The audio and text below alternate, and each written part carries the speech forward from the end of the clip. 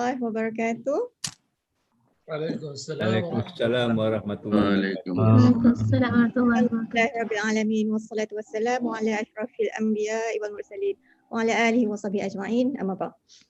Let us begin with Al-Fatihah. Bismillah. Ya kena udu ya kena Bismillahirrahmanirrahim. Assalamualaikum warahmatullahi wabarakatuh. Honorable Rector Tan Sri Zulkifli Abdul Razak, Honorable Deputy Rectors, or the three Deputy Rectors, Deans, Directors, Professors, Brothers and Sisters from Gombak, Kuantan and Pagun. Welcome to the webinar on Sejahtera Academic Framework for All, SAF for All.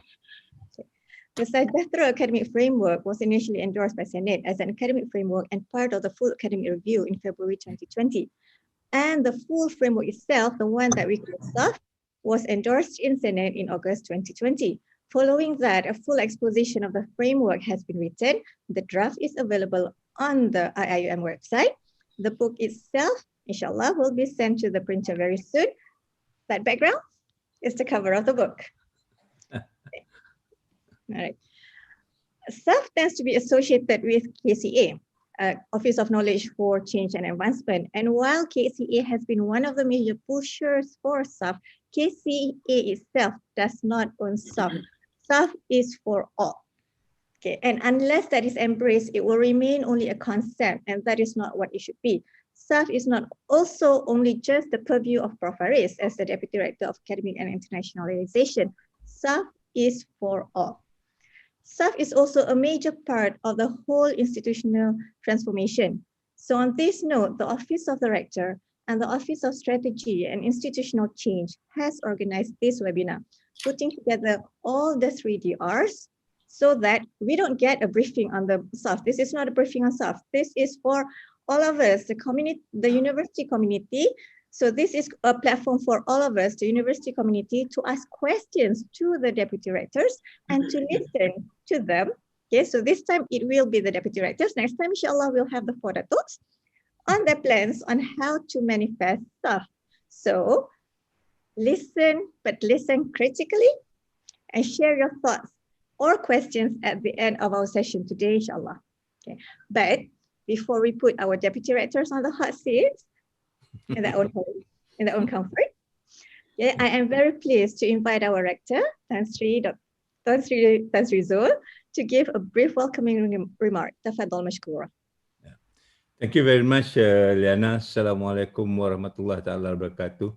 Alhamdulillah Rabbil Alamin. Wassalatu wassalamu syafil abiyah mussalin wa ala alihi wa sahbihi ajma'in. La hawla wa la quwwata illa billah.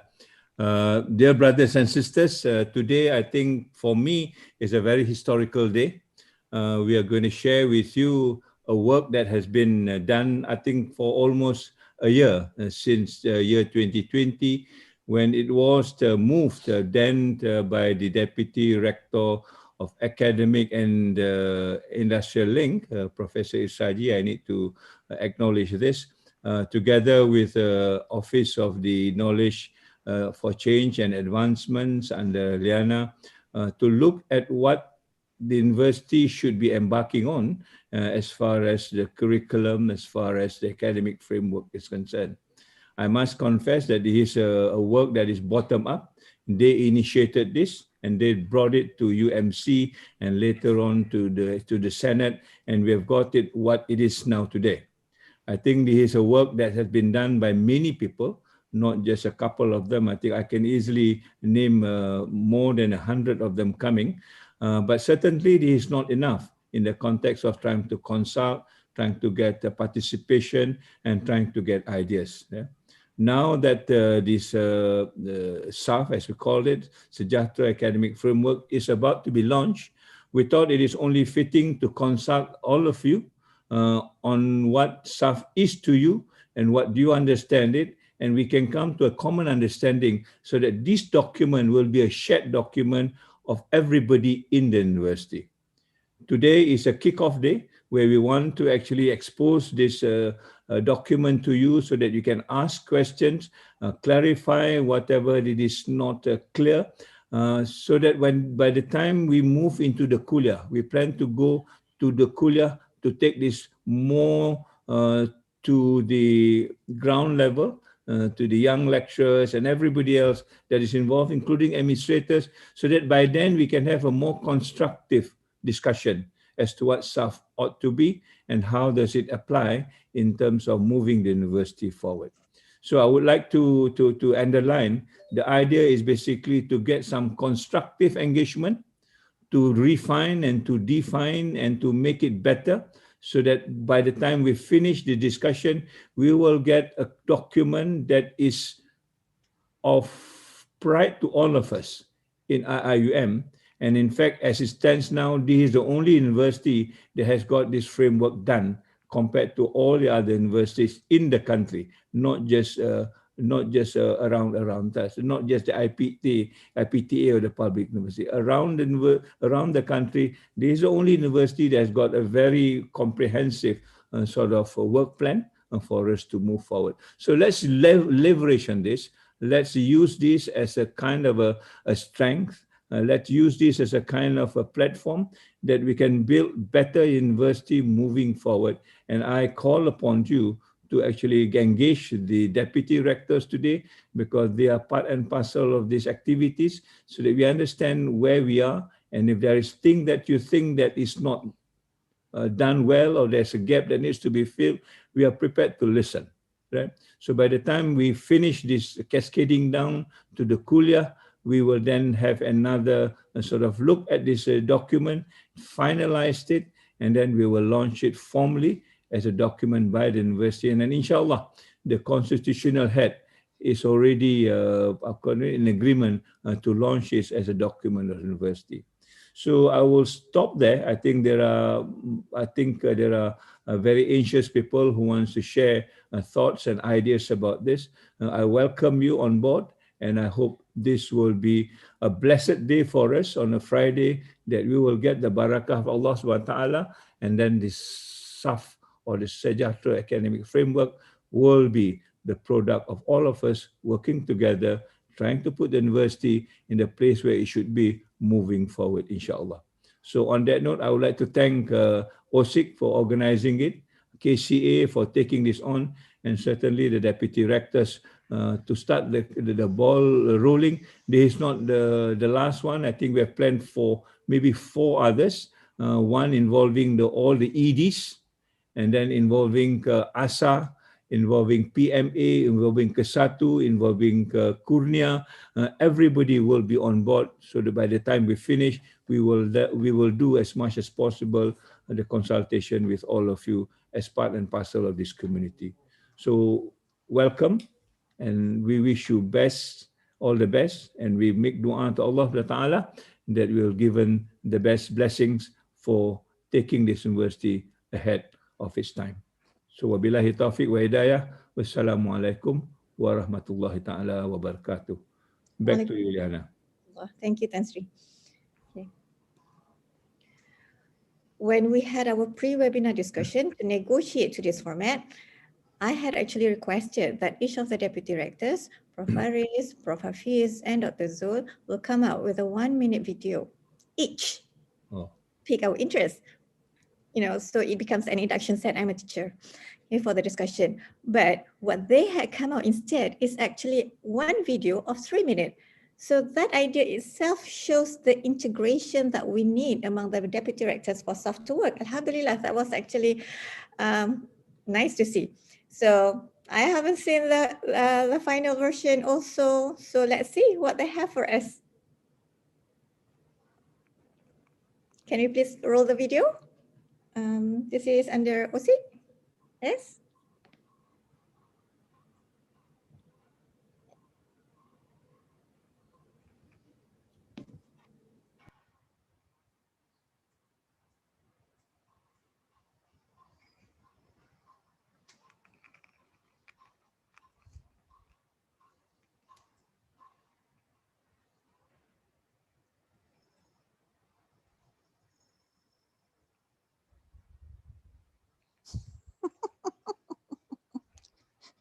Nipis sangat sampul tu.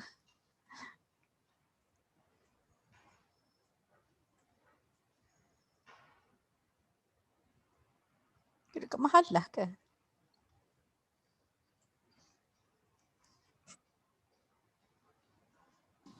Memang tak ada sound ke? Zila, can we redo this with sound? Dah.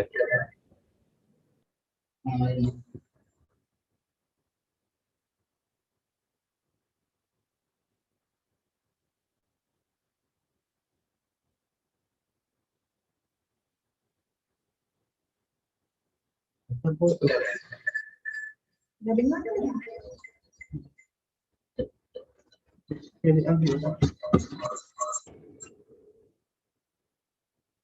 Sekejap, saya dapat.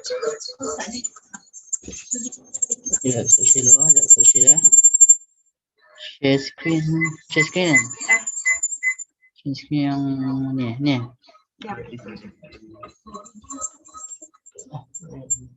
Meet. Dah.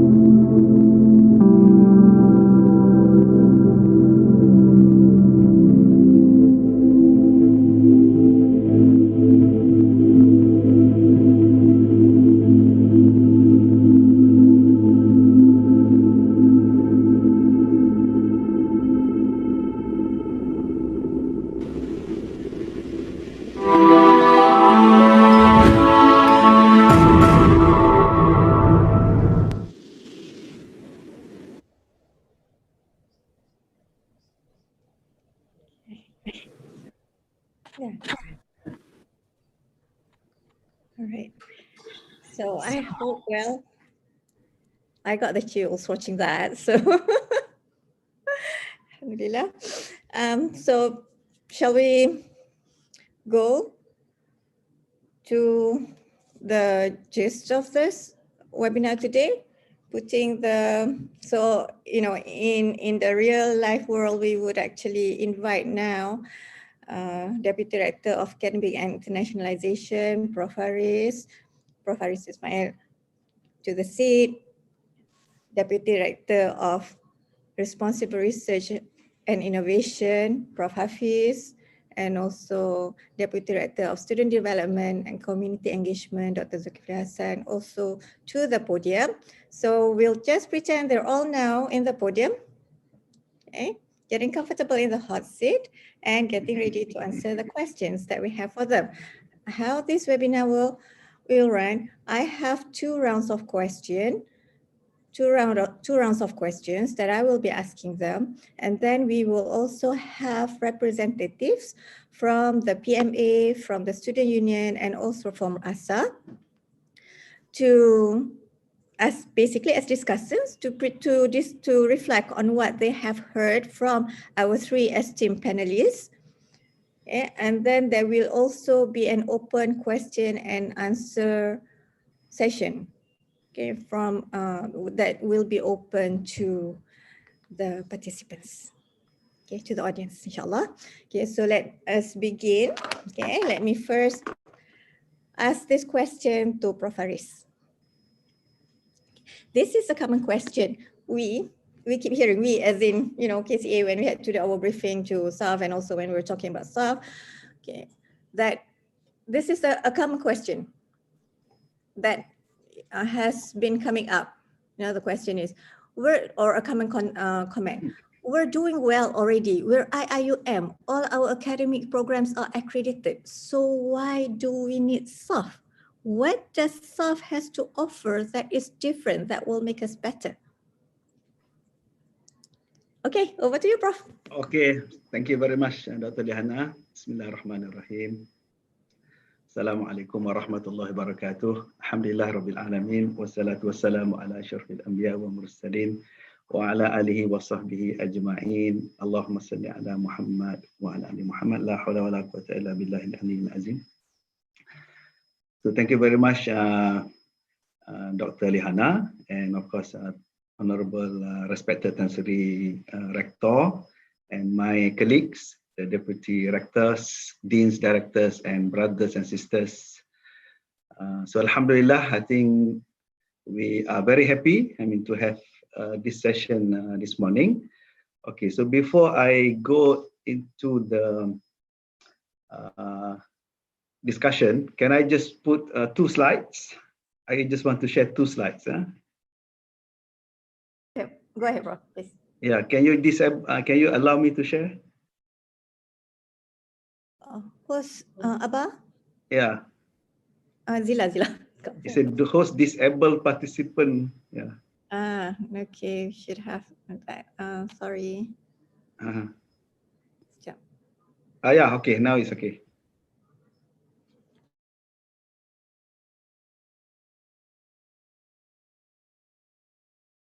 Okay, can you see the screen?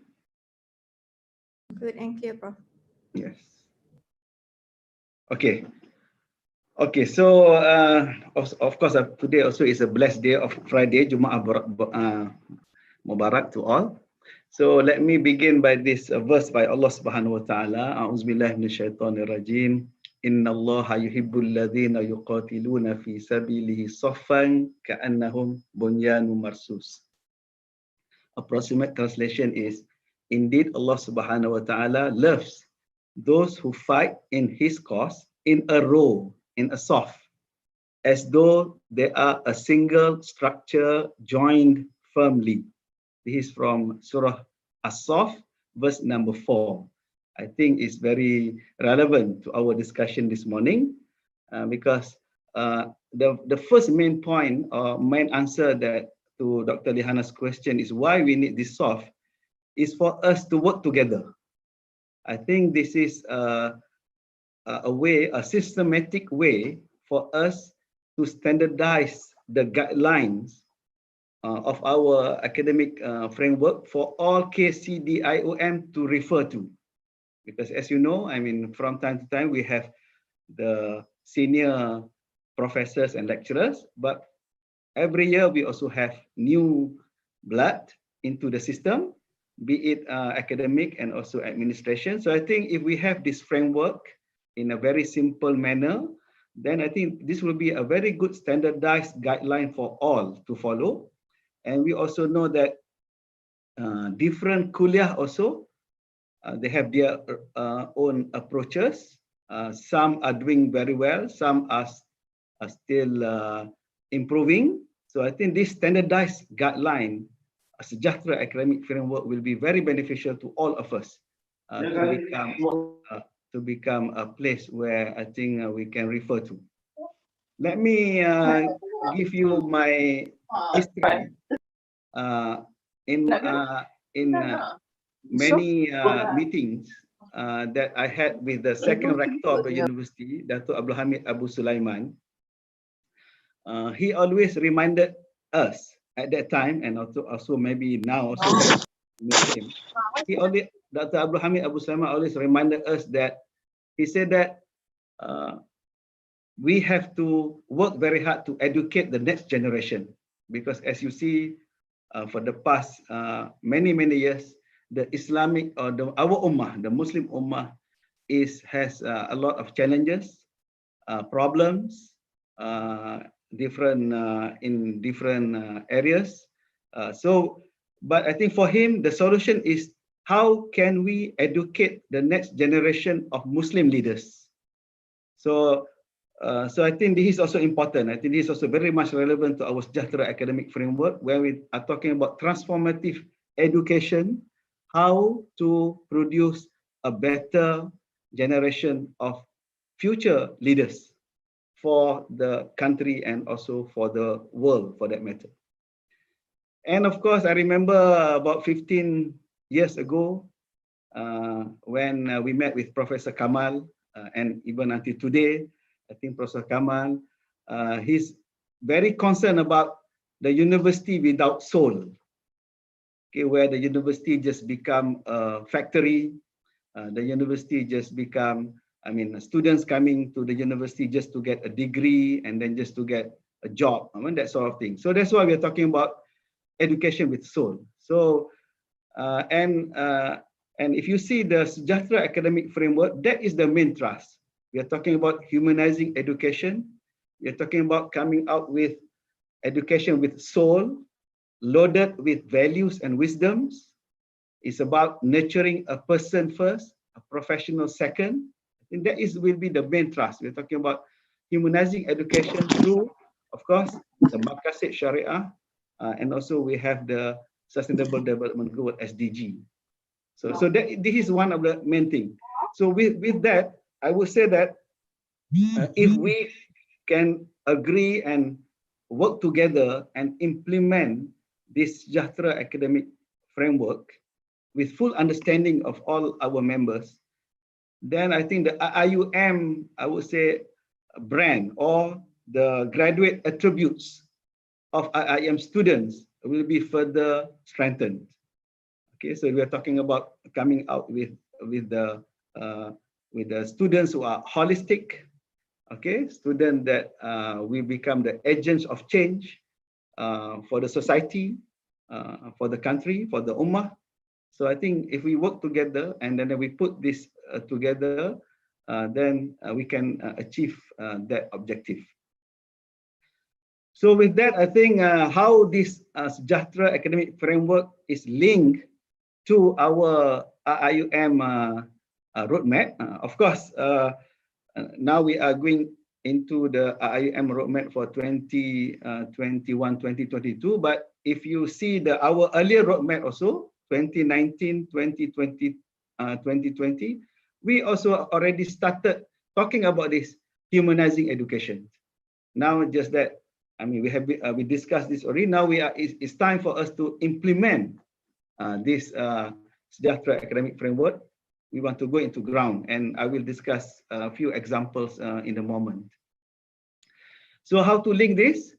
So in our roadmap 2021-2022, we have one of the strategic focus area is international, cultural, and experiential learning. So this is our efforts to ensure a conducive shared learning ecosystem, towards the convergence of knowledge, founded on the Tauhid in producing the well-balanced Sejahtera person. So this is one of our strategic focus area. And the main high impact initiatives for this is the Sejahtera academic framework towards mercy to all. So that's why this is a very important initiative that we are doing to support the roadmap and to support our international, cultural, and experiential learning. So as you can see further in this slide, what we are talking about international, we're talking about values-based and experiential education of international standard. Culture, we're talking about adaptive values, worldviews, qualities that has been ingrained in behavior. And finally, the experiential learning refers to the whole educational experiences that the students get throughout formal, informal, and non-formal situations, including tacit knowledge. And of course, here is where this framework is very important. This framework should bring together not only the classroom activities, but also the outside the classroom, including the mahalah, sports, and so on. So I think this is shown. I think this framework, I would assume that many of you have seen this and you are very familiar with this framework. And as you can see, there are 7 components in this framework. On top of that is when we're talking about the Maqasid Syariah, the 5 there.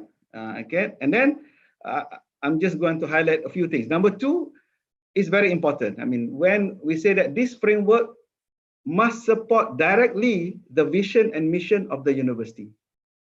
So that's why one of the effort that we are trying to do now is how to streamline and align all our curriculum as well as co-curriculum activities. And this is what we talk about experiential learning. We want to align it to the vision and mission of the university.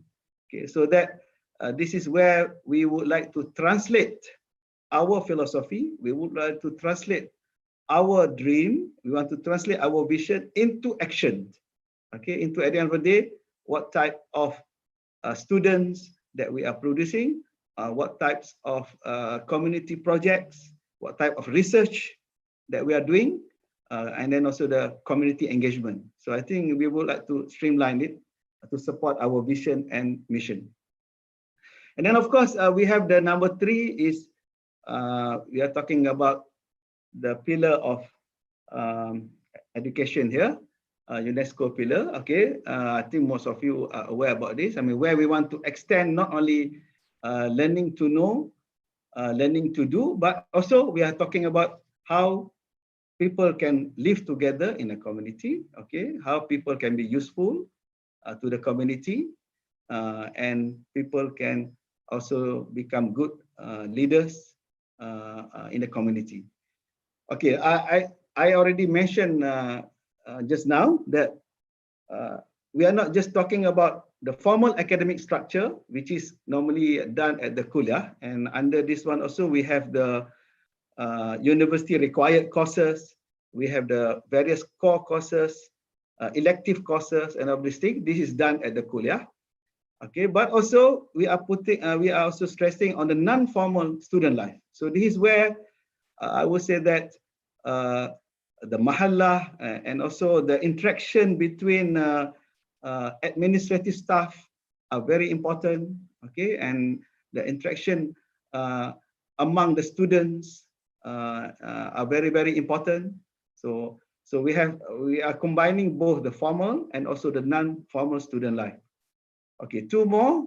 The 6 is very important. Okay, so one main for me, one main element or component in this Sejahtera academic framework is not only the content. Content is one thing, okay, but also how we can create a new environment, a new ecosystem, okay, where more student-centered education will be implemented. We are not talking just about marks and grades, but how about their key intangible performance, KIP, in terms of their adab, attitude, ethics, and so on and so forth. So I think that's why we put about the role of Borabi, and also type of a new assessment that we should have in order to support this academic framework. And Alhamdulillah, I think most of you are aware that we have started the new UNICORE, University Requirement, and the feedback that we are getting is students are getting, somewhat enjoyed the new UNICORE, okay, and trying to relate to the community and also to do projects that are relevant and what they are passionate about. And then so that I think at the end of the day, I think this is also very important.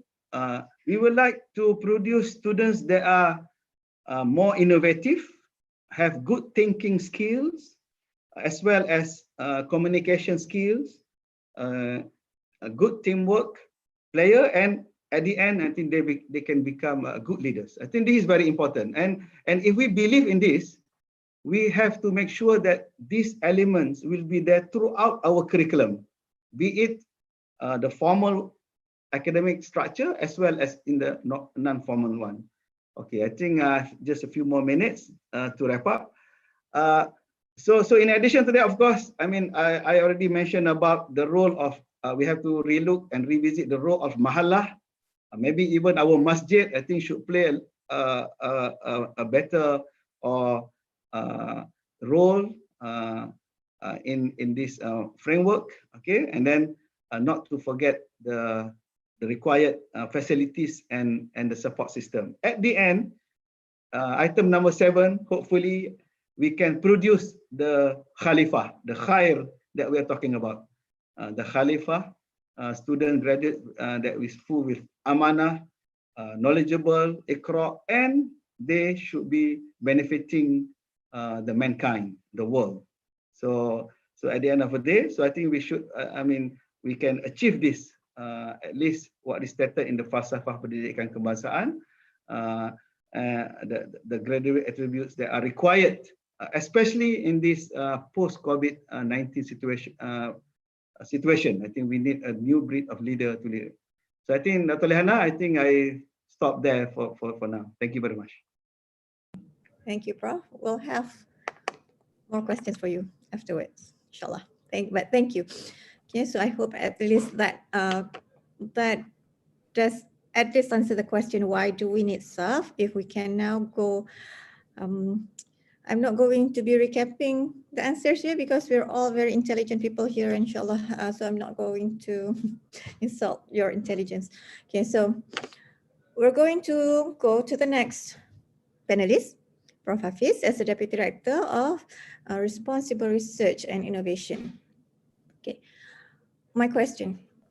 We all know that research will continue to be a core element in our lives as academic and also in our postgraduate programs, which has been the case. But what about our undergraduates? How does SAF contribute to the enhancement of responsible research and vice versa? How do responsible research and innovation contribute to SAF for both undergraduate and the postgraduates? Thank you. Over to you, Prof. Assalamualaikum warahmatullahi wabarakatuh. Nama Aduman Nasallallahu Rasulul Karim Amma Ba'd.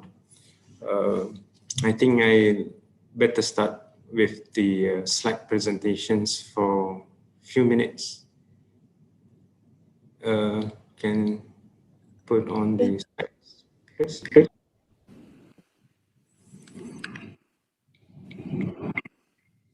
Okay. Can go to slide number 3. Just one slide, you know. Next slide, there's a house. Yeah. Okay, thank you. So research, responsible research and innovation is quite challenging.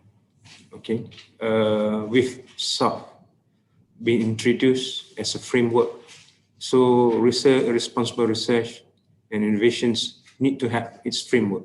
If let's say you look at this vision, objective, and mission led by the Maqasid Sharia, what responsible research and innovations are for, which stated in the SAF documents, is for Rahmatan lil Alamin.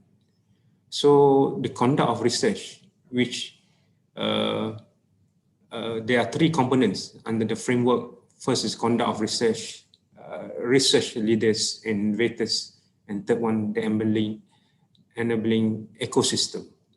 Okay, under research and innovations, there are positive impact to society, means that our students and the environment of the university, if let's say we do more research on teaching, outcome, KIP, high touch, and like that, which includes the ethical conduct of research and safe conduct of research. What responsible research is all about is about the be involved with society, in society, with society, for the society. Okay, and if let's say this been carried out in research, then socially desirable outcome may occur. And good, if let's say we have a sustainable research, means that each one of us may have a research data management. Since you come in UAE, you have your own database for your research, and this is going to be a track record. It's not yet there, but I think this is another thing that we need to look into for the future of the lecturers and also for our students. Yeah. And high touch community engagement, as Prof. Faris had mentioned earlier, to get Rahmatan lil Alamin to the society. For research leaders and innovators, these are the lecturers. If let's say you do a research, you have a grant, and this can actually flow to your students, either the undergraduates or the postgraduates. And with that, we actually inculcate skills and competency among our students. And as a Murabbi, you're going to actually give this sort of informal educations to your students. And there will be a guided career pathways.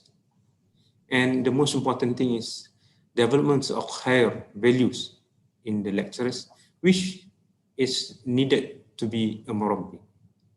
And last, whether it's going to be a sejahtera staff for each one of the lecturers, where the students can actually learn by looking and by communicating, by getting your advice and others. But we still need to actually improve our ecosystem. The policies and procedures, I think we keep, this is still dynamic, keep changing. Facilities that we have, some are old, some are new. But how are we going to keep the maintenance of the equipments that we have, the buildings that we have, to make sure that the facilities that we have is good for us and also for the students? And funds, there are a lot of funds outside. They're mainly for the lecturers, but for the students, maybe we may need to look into how we're going to find some sort of fund for students, or to give to a good research value added in their final year students' activities, for example. And the information need to be freely available. And this is how we're going to tackle the human resource that we're going to build in the future. So by comprehensive responsible research plan for establishing the IUM framework to achieve one of the education goals of SAF, which draw three main components in research, as we have discussed. There is research and innovations about researchers and also about the support system. This is going to develop well-rounded academics as outlined in the IUM responsible research framework, with specific element of skills competency, guided career path, higher value and sejahtera, as I mentioned. It also helps students' educational experience by academic sharing their new, updated and cutting-edge research in and outside the classroom.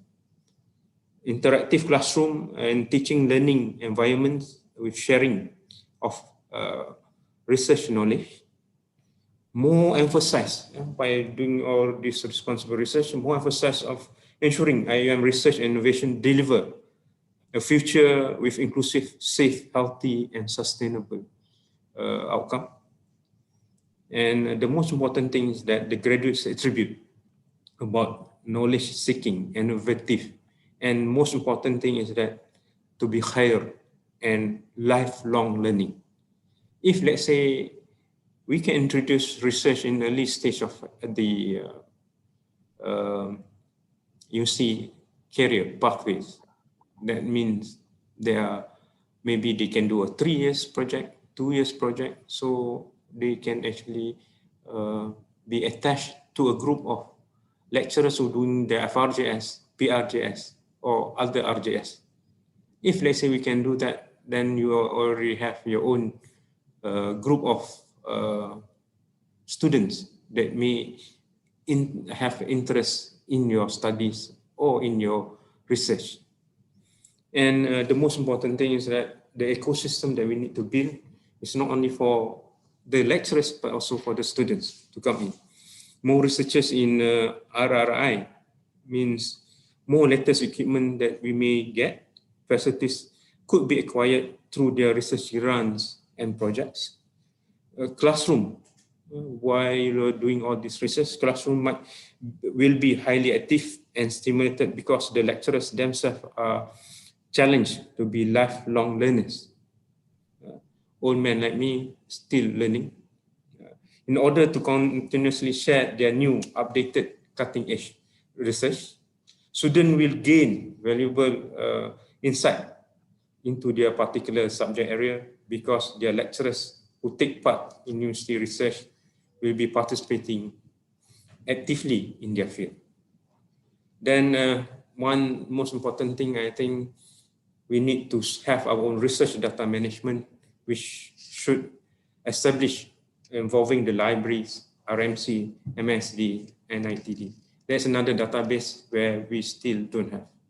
I think with the Sejahtera academic framework, it not only touch about the academics, it touch the whole life, the 4 years of environments to make new ambience for the students to feel how it likes to be in IIM.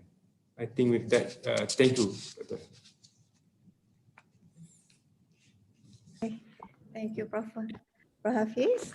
Okay, we should bring us actually smoothly to the next panelist.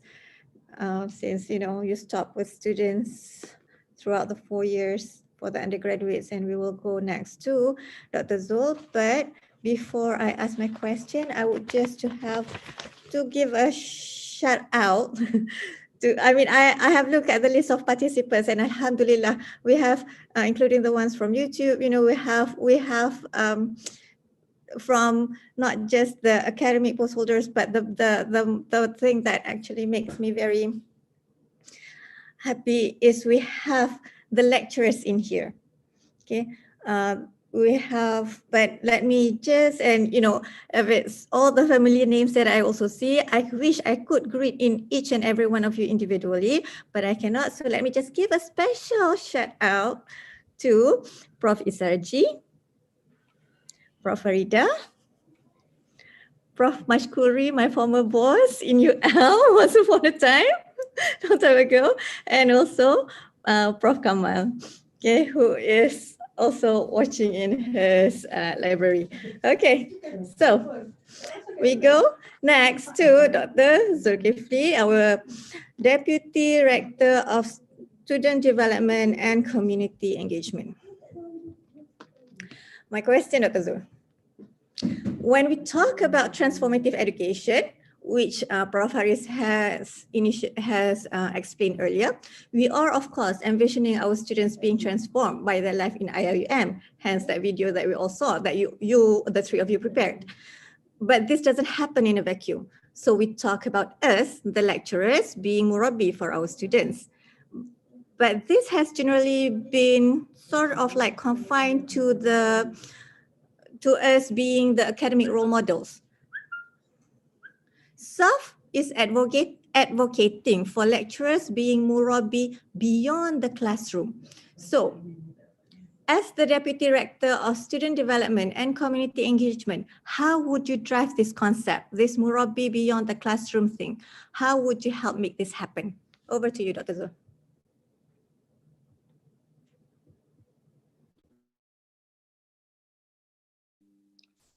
Assalamualaikum warahmatullahi wabarakatuh.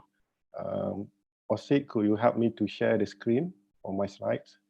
Okay, alhamdulillah rabbil alamin, nahmaduhu wa nasta'inu wa nastaghfiruhu min shururi anfusina min sayyiati a'malina, tahiyatan tayyibah wa barakatuh min indillah, amma ba'd. Thank you very much to Associate Professor Dr. Lihana Burhan, yang berbahagia Professor Emeritus Tan Sri Dr. Zulkifli Razak, Professor Dr. Ahmad Faris Ismail, Professor Dr. Ahmad Hafiz Zulkifli, all the UMC members, Prof.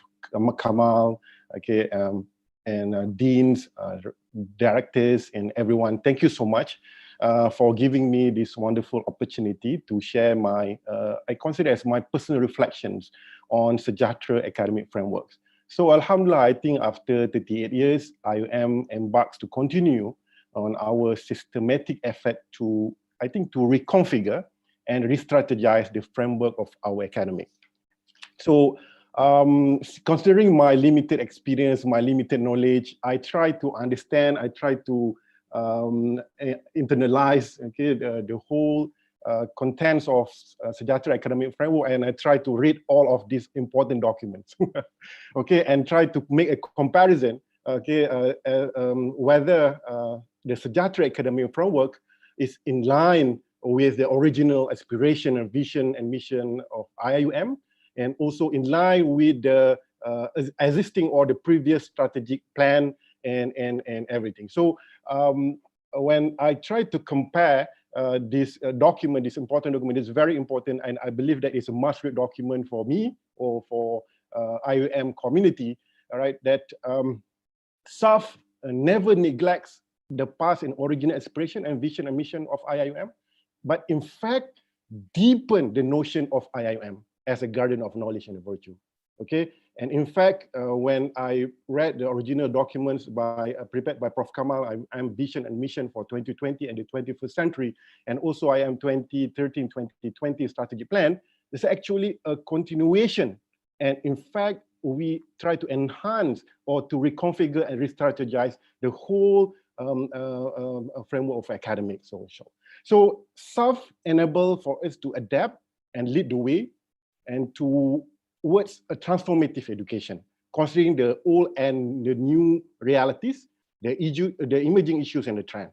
So what made me more happy is that this is, I think, I do not know whether this is for the first time, but from my observation, okay, in developing the SAF, we engage and involve the students. Okay, from the record, I think more than 30 students involved in developing, okay, this SAF through a focus group discussion. So well done. I think I'm very happy to do that. And in fact, my office with the students, we try to reflect, not only especially in SAF, try to reflect the whole direction and mission of the university by publishing a book on student union, creating a new narrative of student activism and empowerment. Okay, and we try to reflect the whole direction of IUM, try to internalize, try to put a framework on student activism and student empowerment to be in line with our vision and mission of IIUM. So so in other words, in conclusions thereof, okay, the SAF is actually as a complement to complement the existing efforts, by the university. And in fact, I believe, okay, I think, and I have a strong faith that SAF can bring forwards, okay, to improve and to enhance the existing efforts to realize the mission and vision of university. Next. Okay, ladies and gentlemen, brothers and sisters, I will talking about Murabi. SAF talk about Murabi, and when I count the words Murabi in SAF, okay, 11 times, 11 times we mention Murabi. Okay, and when I try to count the word Murabi in other documents, important documents, next year, okay, the words Murabi keep being repeated. So meaning that Murabi is very important, and SAF try to provide a framework, okay, for us to execute, implement what is the Murabi and the Murabi framework. So SAF talk about two components of Murabi. Number one is Murabi ecosystem. Okay, this is very important for us to talk about the Murabi ecosystem. So the Murabi ecosystem, it talks about the real world, it talks about academia, bi'ah soleha, and also the virtual world. Okay, so if you want to sharah or you want to explain one by one, it will take time, but I will try to simplify and try to summarize it. Okay, the bi'ah is the ecosystem that doesn't simply support, but be drivers to realizing the transformative education. Okay, and in this regard, the role of the masjid, the role of the mahallah, the role of the Ayan community should be considered and highlighted in this transformative education environment. So this is the bi'ah soleh. So the mahallah must provide a surrounding that instill values and adapt among students. The mahallah must encourage students in terms of intercultural dialogues and understanding and respecting each other's culture. And mahallah has become not only for the place for the student to sleep, to eat, and to play. Okay, the mahallah is where the place for us to nurture a community of scholars, a community of activists, a community of professionals. Okay, in mahallah. So this is what we want, the bi'ah soleha. Okay, and number two, academia. When we talk academia, the academia which is centered at the kuliah is a place where students are able to find their strength as well as to grow their self-esteem. So the formal and informal interaction with Murabi are necessary towards holistic development of the student. So the academia is very, very important. It plays a central role, okay, in this whole exercise. And number three, the real world. Okay, the four stakeholders, namely community, government agencies, industries, universities, can serve a perfect learning platform, okay, and ecosystem for the students to face any real world issues. How do the students engage in the real world issues, enhance learning outcome, and help learners to make different in practice? And finally, about the virtual world. So the virtual world is also important because right now we are working in a virtual environment, and the students are not only digital citizens, but they are now a digital native. So the Murabi should keep on the pedagogical approaches for face-to-face meeting and also the technological tools available to facilitate their remote teaching learning practices. So the Murabi doesn't have to be physically present at all time, but also Murabi, okay, must also be present virtually, how to nurture and groom our students. Okay, that is number one, the Murabi ecosystem. Next slide. So SAF also talk about the Murabi competency framework. This is very important. And I believe from my observation, this competency framework need to be enhanced, need to be improved further, because this Murabi competency framework need further explanation, okay, and in the 122 pages of SAF, okay, I believe that the Murabi competence need to be enhanced and need to be further elaborated, okay? But the content is there, so whereby we call it the cultural competency, and they must have a content, pedagogy, and technology. So all the Murabis, okay, not only the academic, but also the staff and community must have this competency framework, the content-wise, the pedagogical-wise, and also technology-wise. Okay, for content, the content, the course learning outcome, the course synopsis and course objective, the pedagogy, the continual quality improvement, and the technology, the choice of appropriate technology to facilitate the students' learning and learning. Okay, so I would like to conclude. I have another 1.5 minutes. Okay, I will try to stay on time. Inshallah, I have a stopwatch. Okay, the Murabi competition framework we enable our Murabi, okay, to translate into educational system from 4 M's. Okay, manpower, mind, machine, and money, to be translated into 4H. This is mentioned clearly in the South: humanity, heart, high touch, and humanizing life. So the cultural competency, pedagogy, content, and technology should in time be manifested in the classroom, in the student space, and in the staff space. So the Murabi competition frameworks must have a holistic approach that integrate the thinking and practice, number 1, envisioning change, and number 3, achieving transformation. With that, I believe that we can implement, execute, and inshallah, the soft can be the drivers for us to achieve our outcome, the balanced graduate, balance of societal well-being, the institutional stability, and the value creation. Thank you so much. Assalamu alaikum. Waalaikumsalam. Thank you, Dr. Zul. Okay. All right. I know we have been talking and focusing more on the academic part, and hence we've been talking more about the lecturers and the students, but SAF is for all. Okay, my timer just went off, Dr. Zul. Okay, but SAF is for all. And I am also very happy to see the familiar names in the participant list, the admin friends across the 3 campuses, and not just the directors, people from all positions, alhamdulillah, and belated ahlan to everybody. And by now, we know that SAF is for all. SAF is not just about academic programs. Students come here for academic credentialization, yes.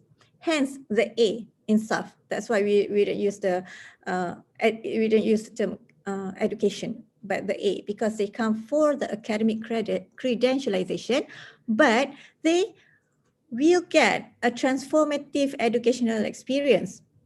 But this will only come about if the whole institutional transformation, the WIT, happens.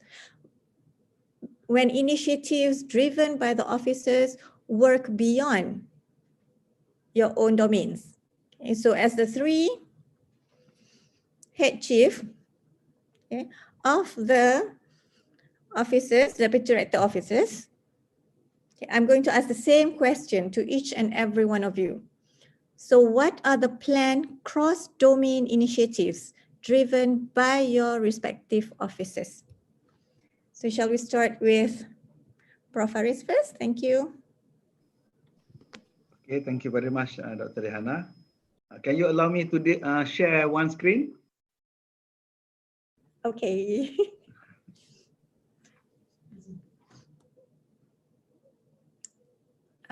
Boleh tak? Okay, yes. Okay. All right, good.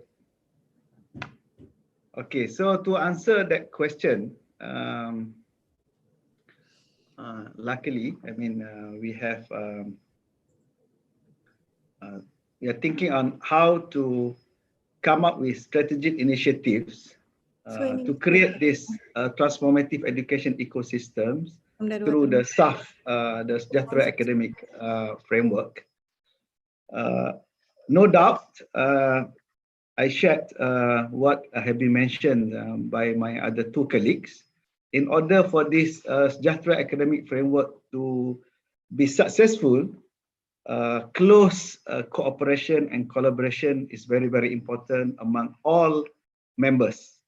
In fact, it also involves not only staff, but also students and also other stakeholders for this to be materialized.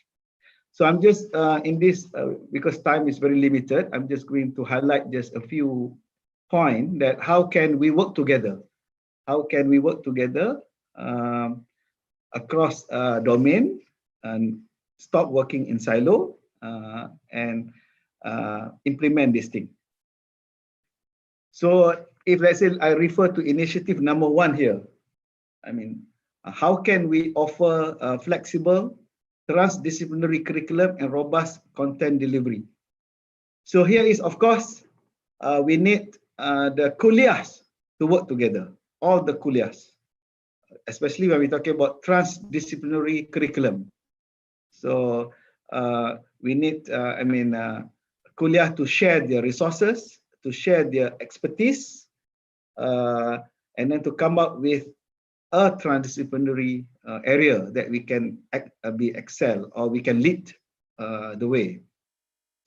But of course, like Professor Hafiz mentioned, there are also a lot of elements of research, responsible research and innovation here in the curriculum. For example, I think I'm very sure in our curriculum we have students, be it undergraduate or postgraduate, that have to do projects. And they have their either final year projects or course project or class project. Here is where I think the research component should come in.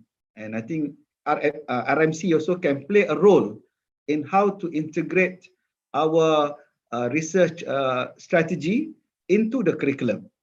This is very, very important.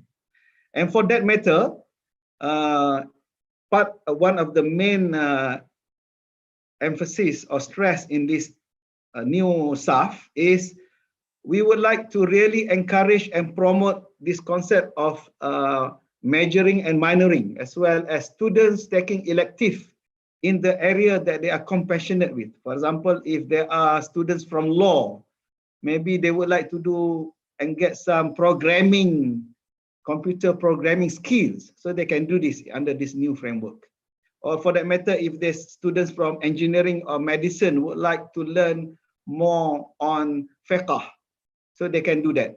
So these are, so that's why we need to work together in order to do this. Okay, as well as, of course, we have revamped our Unicore. I mean, to provide, to avoid overlapping, as well as to enhance the required skills for our students. That is example number one. If you go to number two, we're talking about innovative, conducive environment and facilities. I think this is very important. I think the kuliahs must work together with the student affairs and also development, the mahalah, because we're talking about conducive environment. So I think the student must have a conducive, especially now when we are on the RTL mode, we want to provide them with a very good system so that they can follow the RTL mode, for example, for now. But later, I think we still have to maintain the conducive environment. So the mahalah and also the development, as well as ITD, I mean, must play a very, very important role. We're also talking about maker space, living lab. So this also will cut across different offices and including the mental health. So this will include our SASMEC, our hospital, as well as our health and medical center. So these are examples what SAF, I mean, we have to work together. And if you go to number three, this is more important now. We're talking about cultural, responsive, and values-based pedagogy and assessment. So again, here I can see SENSERV is very important, talking about volunteerism, talking about service to the community, understanding the culture of the community, the value-based. Here is centris, CPD, and here we're talking about not only the normal exams, pen and paper exam, but we're talking about KIP. So everything must work together. And MSD and finance will come in number 4. We're talking about good governance, flexibility, accountability, to promote a culture of staff and student satisfaction, to promote a culture of where I think we should recognize our staff and students for their contributions and their achievement, So I think these were our colleagues from other departments are very important. Initiative number 5, flexible learning access in global community. I think we have to work together again, ITD, CPS, AMAT, CPD, as well as the RRI. When we're talking about flexible learning access, how can now we also conduct research, maybe through distant learning, supervision, through online supervision, how to assess, how to, we communicate with the global community. So this is very important. So, and then number 6, Dr. Zul has been mentioning about Murabi. So this is very, very important. I mean, we have to work closely with the student development and community engagement, STEP. I'm talking about how to develop the Murabi. Of course, centris should play a very important role. And when we're talking about staff, then MSD is very important. And we are also promoting this SOTL, Scholarship of Teaching and Learning, where we need to do more research. So this is where research comes in, where we have to do more research on teaching and learning. How can we do a systematic research on what we are doing, okay, and how can we improve, and we can provide recommendations. And I guess one of the very active research in teaching and learning today is about RTL, about how to effectively deliver the material RTL, how to assess students online. I think these are many areas of research that we can do. Not to mention that since we are talking about humanizing education, since we are talking about values, we're talking about Islamic values, adab. So how can we do research and improve on our delivery, especially in this challenging time of RTL? Finally, of course, all of this will not be successful without an integrated academic system and databases. Here is where the CIO, the ITD, KICT, I think we have to work together and come up with the good system for all of these things. So these are some examples, Lihana, on how can a different domain can work together. So just to share that now we have even a monthly meeting to follow up on some of the processes and projects that we are doing in order for us to facilitate this new Sejahtera academic framework, inshallah. Thank you. Thank you, Prof. Okay. Same question over to you, Prof. Hafiz. Prof. Faris did mention some that is about research. So send the bola tanggung to you. Yeah. Can I have the slide before this?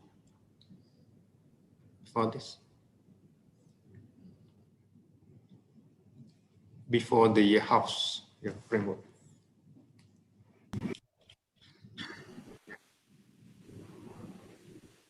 Not this one, Zina. This is Prof. Dr. Zul's.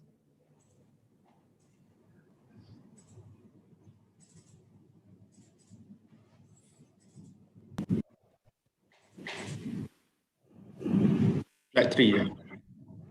Okay. Actually, with SAF and the idea of humanizing education is to break the silo, to work together. Either it's going to be academic, research, or student affairs. We need to work together with the academics, the staff, and also with students. So a better planning and executions of research and innovation programs, activities, so that they are more geared towards providing positive impact on society and environment. Developing research leaders in terms of skills and competency, and instill them with Sejahtera value. This is another challenging part to get the sejahtera value with higher, which is, I think, not only for the students, for the lecturers, for academicians, for the managers, we also need to do and may benefit from the sejahtera academic framework. And the most important thing, involvement of all parties in providing researchers and the innovators with adequate support pre and during post research. And whether some of the research can be geared up for the society, and that will benefit not only the lecturers but also the students. Okay, and more efforts and specific plans need to work out, and on how to ensure more academics do responsible research and innovations and share their knowledge with students in and outside the classroom. This is where I think Prof. Faris also mentioned about research in teaching and learning, in value of the academics and also outside class. Okay, we also put up one of the initiatives for responsible research in 2021 and 2022 is promoting use of research outputs in teaching and learning. Okay, with this strategic initiative, all responsible stakeholders, Kuliah Institute, Center, KCD-IOM, need to devise their own plans on how to achieve this. Means that not only about the activity that they have, now research must go up from the top downwards or downs upwards. Okay. So what we plan was to encourage publications of textbooks, which is one of the output for internal grants for this year, and meeting with the RAI. Prof. Faris, we have meetings and with Prof. Zul and with the Kuliah. I have, for this year, we have met the Kuliah from Kuantan and see what are their problems, how they can improve research. I didn't go to Gombak yet because of the CMO, but these are where we want to encourage students and lecturers participation in research and share their research output and introduce research in early stage of undergraduates. Need cooperations between all, not only for the three deputy directors, but also from MSD, from KCA, OSIC, OCAP, and others. To execute this, because we need to have appropriate policies and procedures. If, let's say, you come in as a first year, junior, you got to go to your certain courses that compulsory made by the university. But how do you actually go into your academics? How are you going to go to your students? How are you going to go for your research? If, let's say, we can actually incorporate all this as one, that will be good. And that will break a lot of silos. I think that's it, Prof. Dahana. And go to you, inshallah. All right. Thank you, Prof. Hafiz. So there is both the SOTA being brought up by both Prof. Faris and also Prof. Hafiz. So inshallah, there should be more from, so everybody should now be really wanting to be teaching innovatively after this, inshallah. Okay, but what will then happen to our students with the other part, the other partner in our teaching and learning situation, and also in terms of the BR of the university? So what would be the cross-domain initiatives, Dr. Zul, that will be driven by your office? Thank you. Over to you, Dr. Zul. All right, thank you. Could Osik share my slide? Okay, only 2 slides. All right. Okay. Assalamualaikum warahmatullahi wabarakatuh. Yes, slide number 4. Okay. Thank you very much once again. try to reflect the questions posed by Dr. Lehana as a moderator. What are the plans and the cross-domain initiative? Okay, so our office tried to implement the tetrahedron model, okay, which provide the framework for collaboration which goes beyond the kuliah. Okay, it involves everyone working together to achieve common goals. So I tried to have a look and about our manpower, our strength. Okay, as of now, we have about almost 30,000 students, more than 5,000 staff. Okay, we more than have than 19,000, more than 190,000 alumni. Okay, in terms of club and societies, we have more than 162 club and societies. Okay, just from 1983, we just have 153 students. Okay, now we have almost 30,000 students. Okay, so with 5 campuses. So before I reflect and answer the question, I just try to identify the issues and challenges.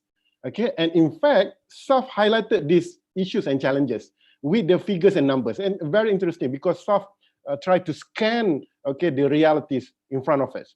So number one, incomplete integration between the student campus experience inside and outside their classes and the existence of pockets initiative by various agencies, number one. Number two is lack of adequate monitoring and coordinations among the agencies, among KCA IOMs. And number three is that another area that disadvantage was keeping a balance in IIM student competency in specific hard skills and soft skills. And Alhamdulillah, SAF offered a pathway towards this integration. And our office tried to configure itself. So we identified about 11 components of very important for us to have a cross-domain initiative by looking at these 11 components of try to configure in the SAF. The student activities, the accredited and non-accredited core curriculums, the flagship and showcase, the policies, how that we can drive the people through policies, people, Murabi, financial, structural and governance, system and database, facilities, support services, recognition, incentives. So all of these components will be one of, I think, will be our basis or reference for us to work forward and try to initiate something which is cross-domain and cross-disciplines. Okay, next. Okay, I would like to share with everyone. Okay, how do we implement and plan to execute the ideas? Okay, so our office have been assigned, okay, to focus on high-touch community engagement. So we prepare the action plan and the strategic initiative on high-touch community engagement. All right. So the high-touch community engagement is different with the normal community engagement that we have. Is a continuation, in fact, enhancement of the existing community engagement that we have. We talk about community empowerment and transformation. Okay, so the outcomes will be to produce a balanced graduate and staff, societal well-being, okay, value creation and institutional stability. So what is meant by high-touch community engagement? Number one, it links community engagement to formal education. So we need to work with Prof. Haris, DRI, okay, to encourage socially, economically, culturally, and environmental research driven. We need to work with Prof. Hafiz, RRI, and to recognize the staff, student, and alumni contribution. So meaning will bring together the staff, the students, and also the alumni. Okay, and linking community engagement and also talking about nurturing and building the internal community, IM community, the external community, and also other living beings. So this is what is meant by high-touch community engagement. So we have drafted, or we have laid down about 5 strategic initiatives, whereby these 5 strategic initiatives must be work together, okay, collectively, not work in silo anymore. Strategic initiative number 1, to enhance and improve repository management and ecosystem on community engagement. So we need to work with library, we need to work with ITD, we need to work with kuliah, we need to work with students. So we have about 5 action plans, and all of these 5 action plans needs a collective effort. SI number 2, to promote and advocate volunteerism and linking community engagement to formal education and research. Okay, so we need to work with DRI, we need to work with RRI. So right now there will be no community engagement, just work on community services. just one-off program. We need to design what are the elements of research, what is the elements for formal education that can work, can we work collectively. Number 3, to initiate creative, inclusive, meaningful, and impactful community engagement among staff and students. So right now we need to reconfigure, to re-strategize how that we can initiate inclusive, creative, meaningful, and impactful community engagement. And number 4, to enhance community engagement visibility and presence in the community. This is very important for us to improve our visibility in order to prove and to show that we are doing something for the Ummah, we are doing something for the nation, and in fact, we are doing it efficiently and significantly. And finally, recognizing and incentivizing staff, students, and alumni's contributions and ensuring financial sustainability on community engagement. And with all of these, with 5 strategy initiatives, with 40 action plans, we try to execute and implement it. And in fact, we have started even try to formalize the collaboration. For example, I give an example. The recent one, we signed a collaboration agreement between the Mahalla and Salpat. So Mahalla and Salpat now they have the flagship and showcase to work with Mahalla, in order to improve not only the language performance, but also talk about the overall nurturing students to be a balanced graduate and to be and also to be a balanced staff. So in conclusion thereof, work together, work collectively is no options. We must do that, and we must do it efficiently and strategically. And with this SAF, and top up with the action plan and strategy initiative roadmaps 2021 and 2022, I believe that we can achieve what we are dreaming of. Inshallah, we can execute, and one day, inshallah, I think in 2023 we will celebrate the 40th anniversary of IIUM, and in 2020. Ada info daripada Puan Faridah di Akademi. Dia dah hantar juga hantar dah. Dah duduk ni.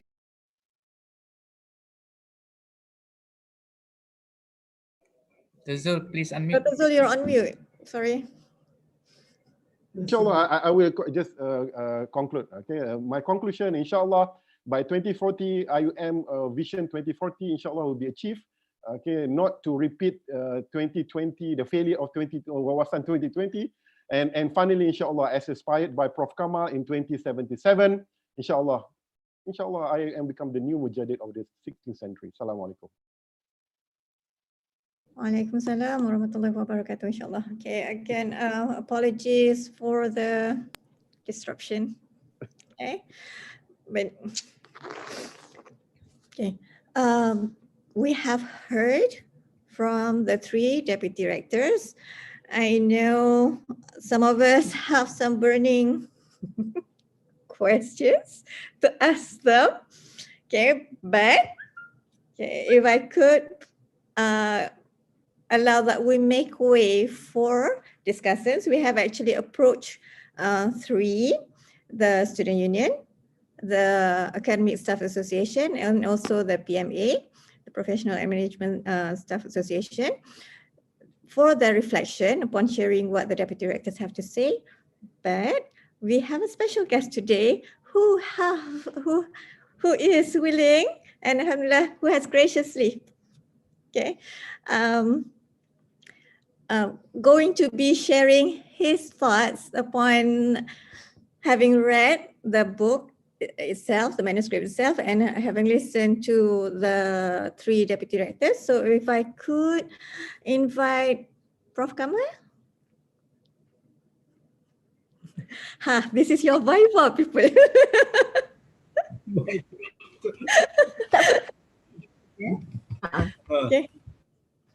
Okay, Prof. Assalamualaikum. Assalamualaikum warahmatullahi wabarakatuh. Can you hear my voice?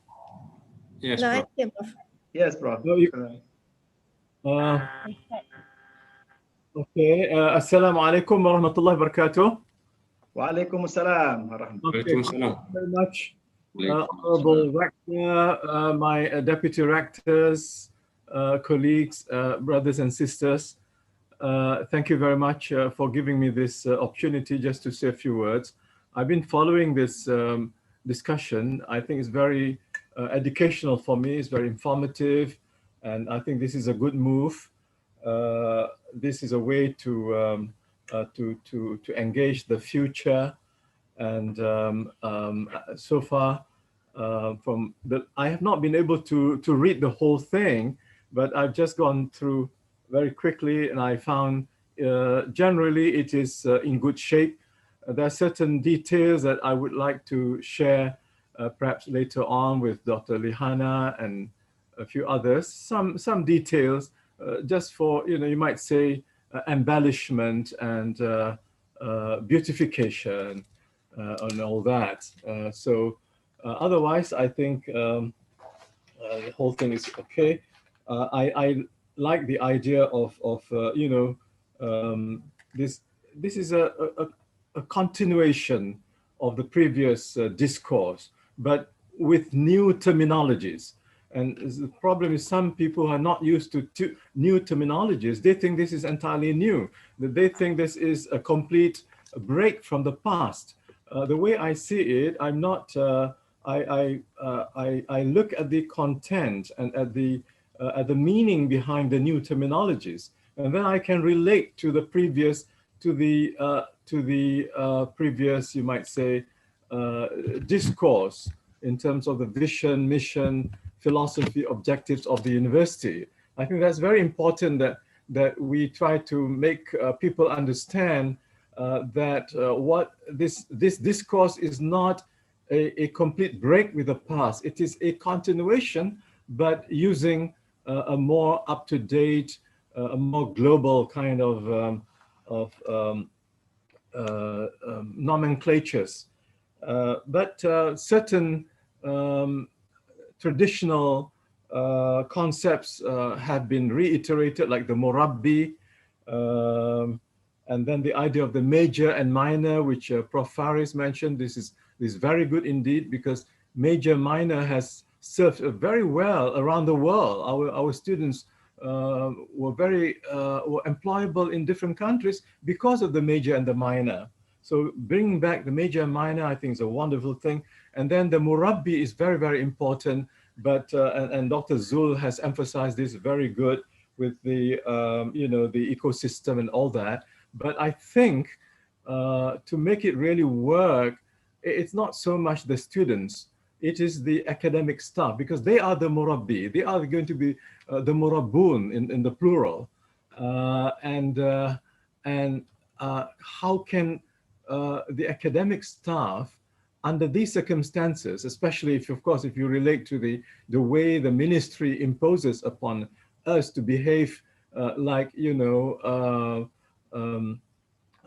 leaders of industries just producing things for the market. I think we were going through that for more than a decade. And now, alhamdulillah, Tansuri Zul is taking us out of that trap and freed us from that hole of commercialization and corruption of education. So alhamdulillah, but the question is, how can we make our academic staff, the young and the old, understand what it means to be a Murabbi? Because Murabbi goes back to Rabb and then Tarbiyah.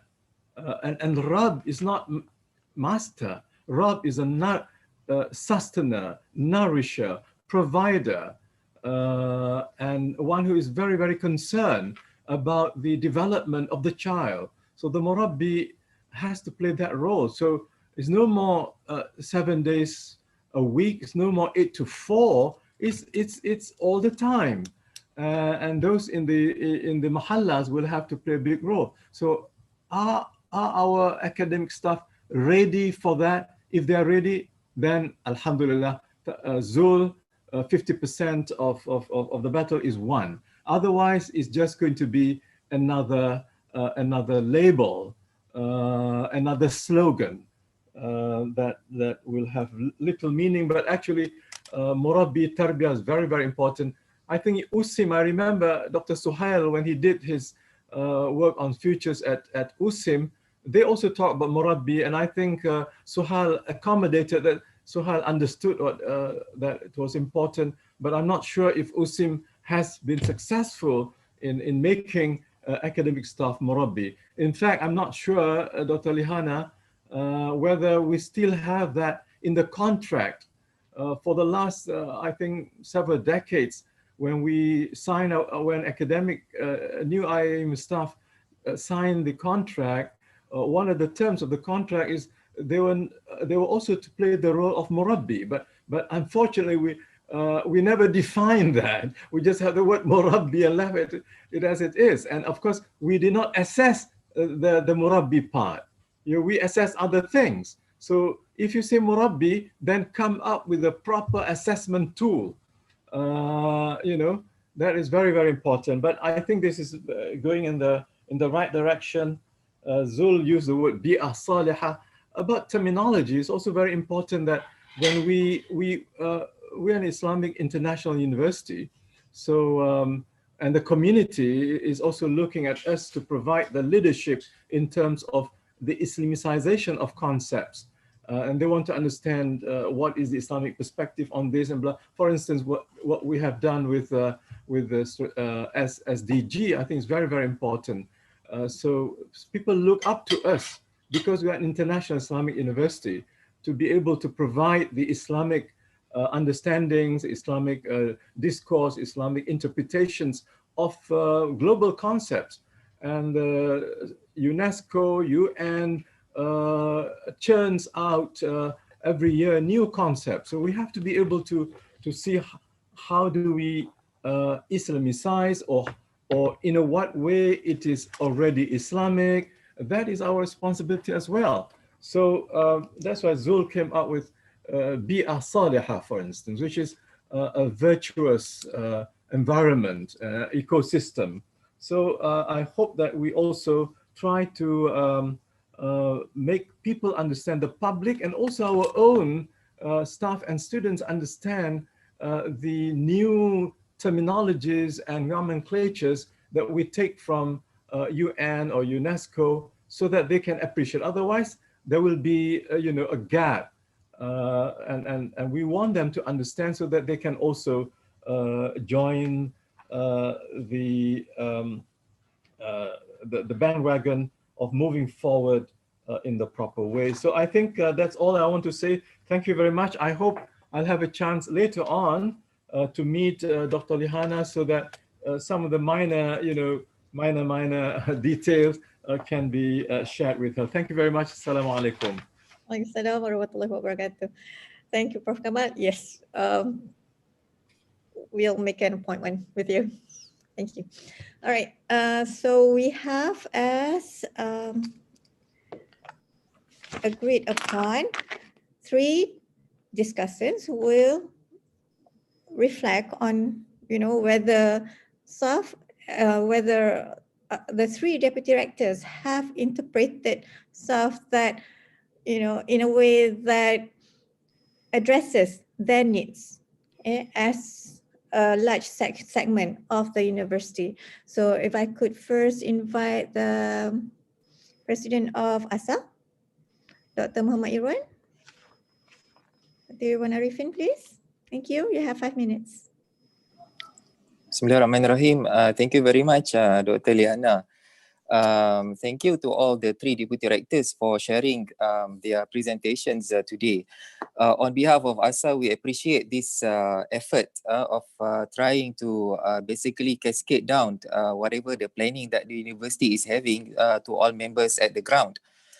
Just to reflect a few things, so this is basically combinations of what our members are sharing to us.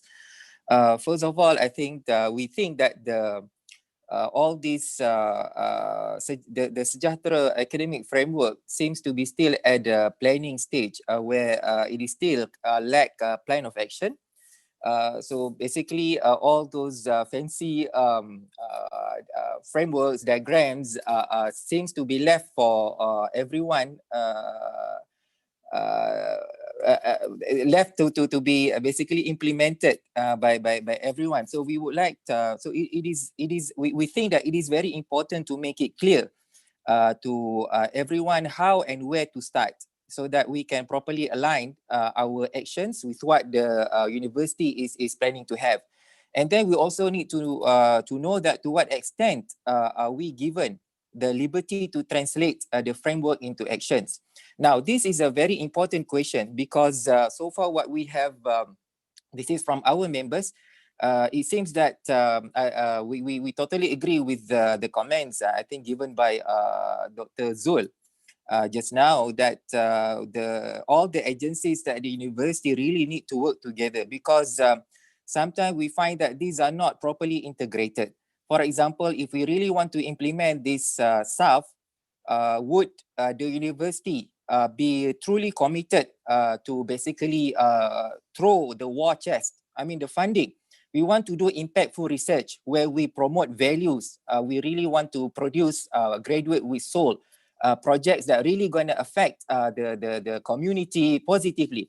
Now, we know that things that really affect the community effectively, many of them are not profitable. Now, would the university be willing to prepare a big war chest to really make sure this happen? So far, that unfortunately, based on our experience, it seems that we are left on our own. I mean, even to get the equipments for research, to conduct research, and these equipments and lab equipment sometimes are totally left at the staff themselves have to try to get this from their own research grant. And then this impactful research, like what I would like to highlight what Dr. Said shared in our session last few days ago. He saved some babies, but how would this be captured? I mean, will MSD be willing to capture this in the KPI, in the upper of the staff? ASA last year, we did this PPE project with members. Now, would this be captured? Because these are among the impactful. But would this be really reflected? I mean, this is what we meant with this fully integration with all agencies at the university. Because we found out sometimes when some of our members, they are really committed, they want to really help promote this idea of SAF. I mean, like what that the university is planning, but it's not properly, I think, supported by all agencies at the university. I mean, I don't want to go into other details. We really look forward for the presentation by the 4 Datos next time, because this would be really important. I mean, whatever that the 3 deputy directors have presented, this seems to be very good, something that is ideal, but we really need to make sure that the other agencies at the university totally support and able to make sure that this can be implemented, because we need to also realize that now there is a big generation gap. The young academicians and staff, they may no longer have a strong loyalty or affinity or attachment to institutions. I mean, if you don't really cater to the welfare and interests of the staff, of the employee, they can easily go. Because now that we are working in a virtual environment, we no longer meet, so we don't really basically have this or experience the conducive or the face-to-face relationship, because now that we are working from home, so it will be really much more challenging to get or to promote this experiential learning or to all this stuff. So those are basically a few of what our members have basically shared. So perhaps maybe we can discuss this further. Inshallah, we ASA also plan to have another webinar next Tuesday, where the moderator, Dr. Lihana, will be one of the panelists. So I will take this short opportunity to basically invite all members to also, share your views, and we will try to our best to really understand. I mean, we really support. I mean, we are positive. These ideas are really noble, but we have this concern that whether we need to have a proper plan of action, clearly, so that everyone would know what would be the planning, how many years, what is expected that each of us to do. And please make sure that all the agencies at the university really support and positive towards this. So that's basically what I'm from our members. Thank you. Go back to Dr. Liana. Thank you, Dr. Irwan. Okay. As much as perhaps the deputy directors are like saying, okay, I want to respond, we'll just let we'll let all the discussants say something first, and then we'll give the floor back to the deputy directors. But okay, so we have next from PMA. If I could invite Dr. Siti Zainal. Okay, Bismillahirrahmanirrahim. Assalamualaikum warahmatullahi taala wabarakatuh. Thank you, Madam Chairperson, Dr. Lihana, respected Tan Sri Zul, Prof. Kamal, Tan Sri Prof. Kamal, and all the deputy directors and all the participants of this webinar. First of all, thank you very much for inviting us and inviting PMA to say something pertaining to SAF, which is formulated. Okay, firstly, I think I tend to agree with Prof. Faris. Okay, in our journey to move forward, definitely we want to have certain guideline which could guide us to work together in achieving our vision and mission. And all this while, I mean, we were all this while we understand what are the things that we want to achieve. We want to be a renowned educational center, and we have our 7 visions which were previously known as Triple ICE. So all those things is mostly in the, if I can say, it is more on the theoretical basis. And how to translate it is actually depends on everyone's interpretation. So I think after about 37 years of our journey as IIUM, now we are putting it in one framework, which by looking at one diagram, we can understand how shall we perform our duties as staff of IIUM. So I think we understand when we have now, when we have our staff, then only we understand what are the things that we want to promote here. We understand at the end of the day, we want to have khair.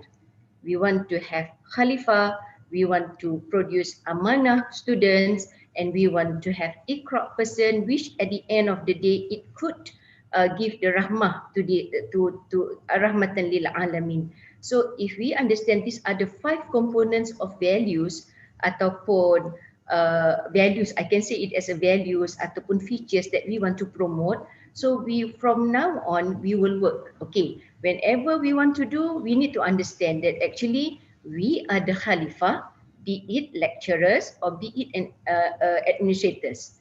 Okay, so now when we want to produce Khalifah, definitely as a lecturer ke, as an academics ke, we need to be first, show our exemplary roles as Khalifah. And then we want to be amanah. So when we want to be amanah, definitely we need to embed all those features in our daily activities. Similarly, Iqra definitely, I still remember the one lecturer, they are using dia punya lecture notes since the beginning of day 1 teaching until 20 years of teaching. So we want to see whether the Iqra tu is embedded or not in their teaching. So when we have the 5 things that we want to promote at the end of the day, Khalifah, Amanah, Iqra, and Rahmatan lil Alamin. So these are the values that we want to promote in our everyday life. So I think this is one of the good way now when we inform everyone, okay, see now we want to have this one as our ultimate goal, but you have to also embed all these values in our daily work. So I think I tend to agree with Prof. Faris. This is one of the framework on how we shall move forward.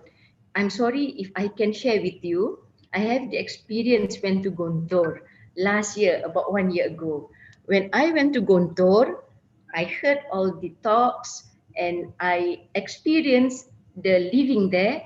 What I said was that Gontor is the walking life of IIUM. What we are promoting at IIUM, all the good values, semua tu, I can see it is happening at Gontor, but they are not preaching it many times, but I can see they translate it in their daily life. So I hope this is one of the way that we can move forward. Maknanya rather than rhetorical, this is timely for us to, please implement it in our daily life. Maknanya after this maybe akan ada reduce of plagiarism, reduce of apa nama itu, disciplinary offences.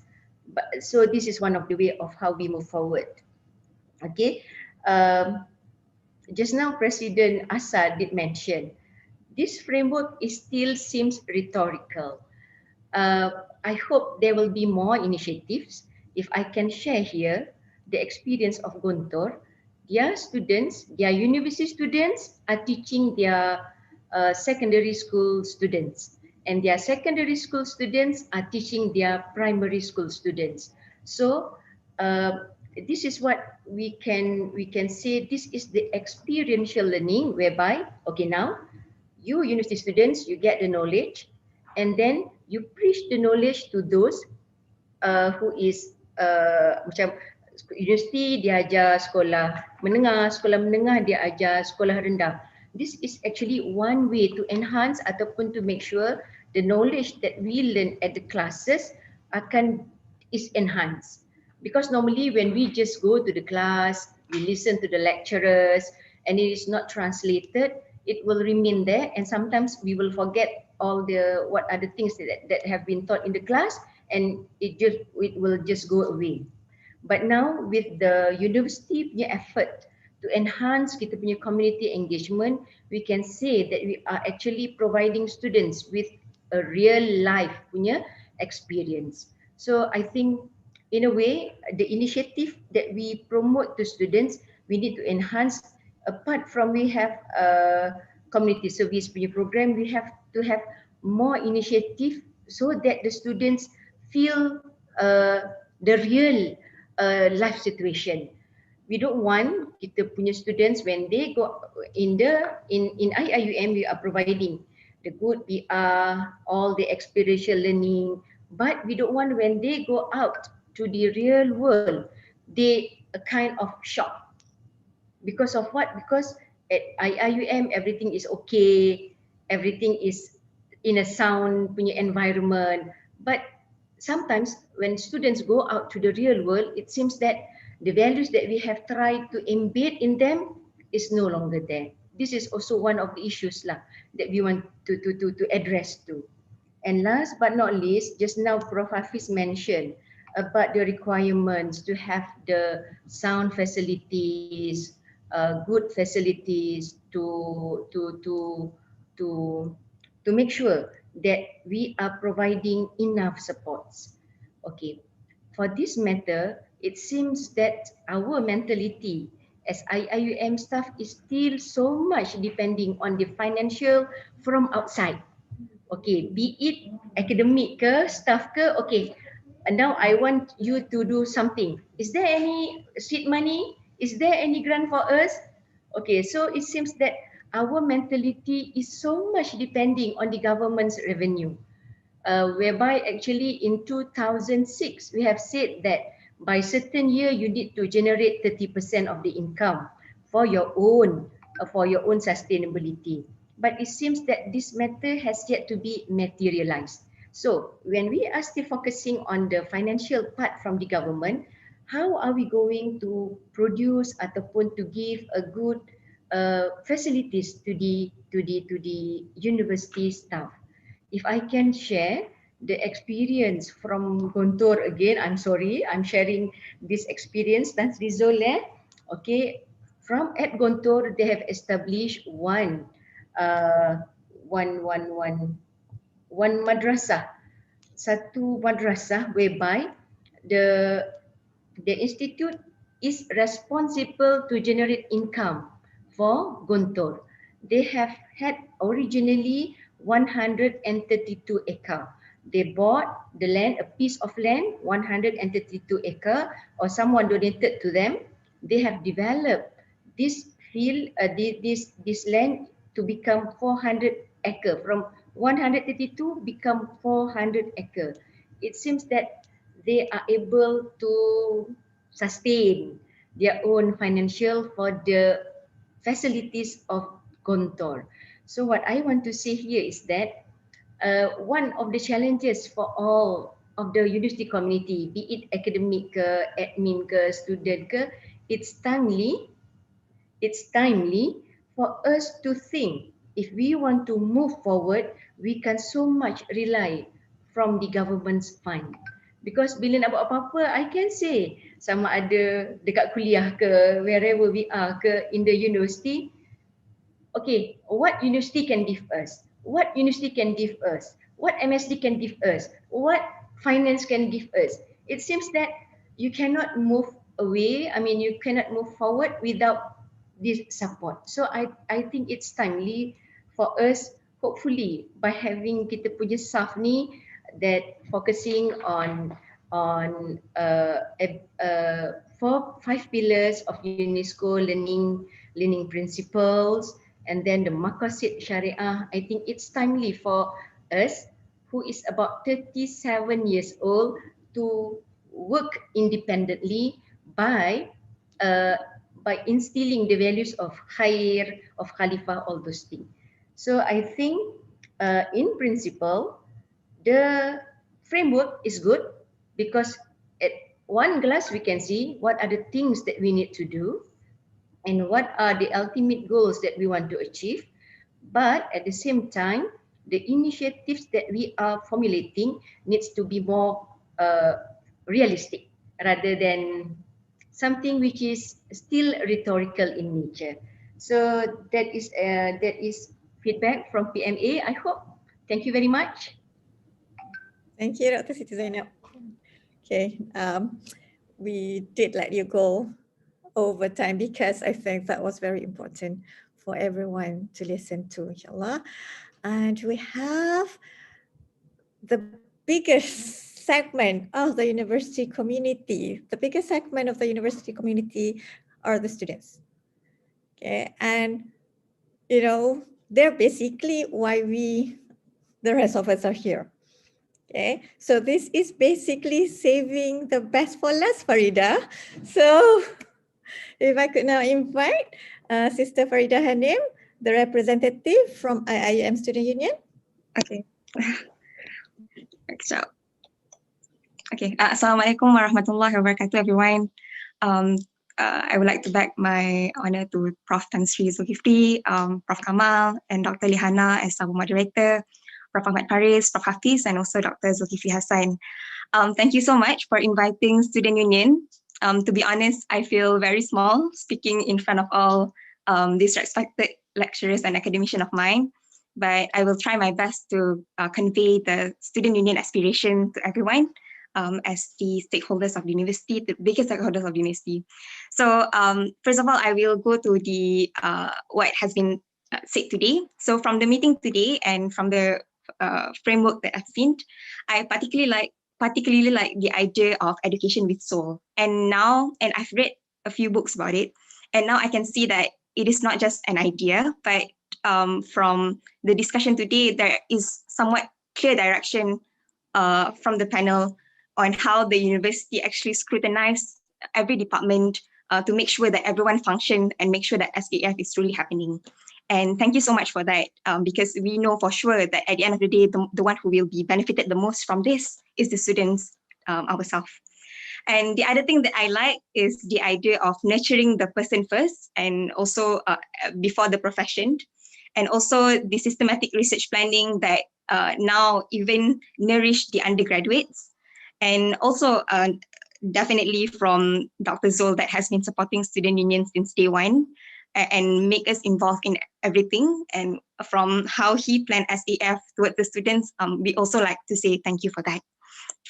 So I've also read the Future Scenario Building Framework, the FSB, I think for 2040, and there's few things that I like about that. I particularly like the idea that university becoming the safe sanctuary where every discussion is celebrated and we go beyond the becoming just another factory to produce graduates for the market. I think, and also rooted in the students, the idea that we are not just here to study and to get a job, but also to become an abid and also an halifah in the real world. And we also like that if there is any issues or things that we are unable to discuss outside, given the, how critical the social media is today, we hope that university can embrace all of this topic, so-called sensitive topic, and allow students to discuss this and becoming a safe space for students to discuss anything. And there should never be anything that is too sensitive for a curious mind of the students and moving forward. Now, speaking on behalf of the student of the 21st century, I can assure you that like at every other youth generation, we are very inspired and easily and energetic. And I'm sure that you can find this in every other youth generation, even 20 years from now. I would always argue otherwise if people say that my generation are selfish generation. I mean, because I've seen how they are actually concerned with many issues as a student. And from Ahmad Ibrahim Kuliah of Law myself, I cannot imagine, taking this degree without the help of my friend that is constantly helped with our notes, with studies. And I can assure you that this, at the end of the day, this spirit of helping one another is still there within the student and within the student.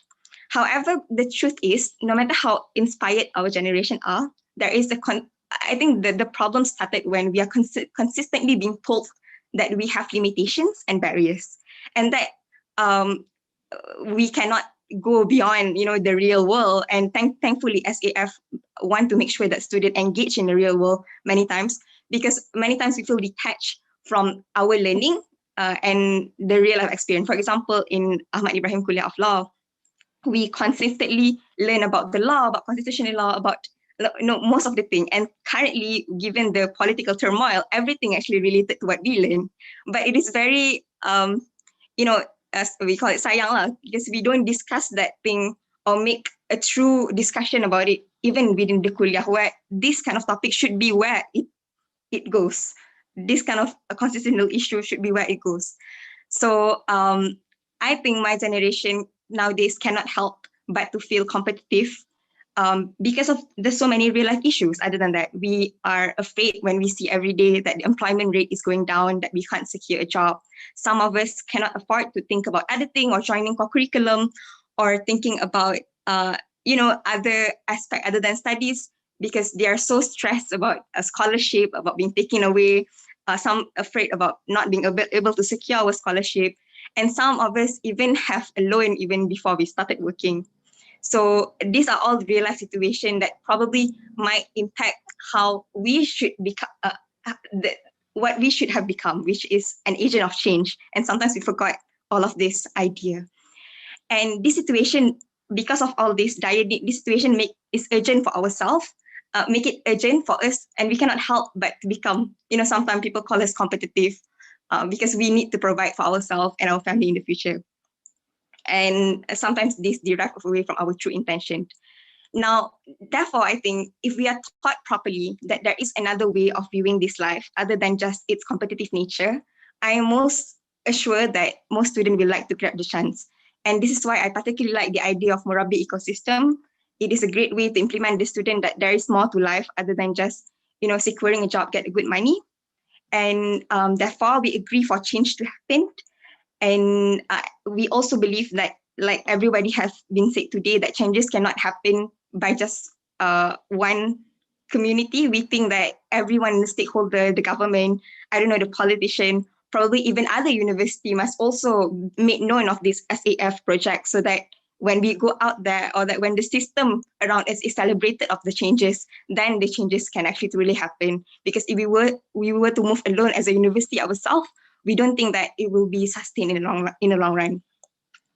Now, lastly, from the student union, we are optimistic that these changes can indeed happen, because when we first established student union, when we transit between SRC to student union, many people also doubt our existence. But we witnessed today how the university has started to consider us and to even invite us to talk today. And many times when university want to make policies, they started to consider our data-driven surveys that we make from the students in implement any policies. So when we give the students more platform to engage, give them the chance to talk about the real life issue, allow them to truly implement what they learn in class in the outside world, let them explore the subject beyond their degree, like Prof. Faris suggests just now, I have no doubt that that we can actually become a true agent of change. So I'm sorry if I'm not smooth enough to speak like other lecturers today, but thank you so much for inviting Student Union. And we hope that Student Union can also collaborate with SAF. Thank you. Thank you, Sister Farida. Eloquent as always, but Alhamdulillah, inshallah. I think, we should reflect on what has just been said. We need to take time, but we don't have the time right now. So if I could just request from the panelists a bit like 10 to 15 minutes of your time so that we can entertain a few questions. I'm not going to read from the chats. I really would, at this point, invite people to ask questions or comments directly to the panelists. Thank you.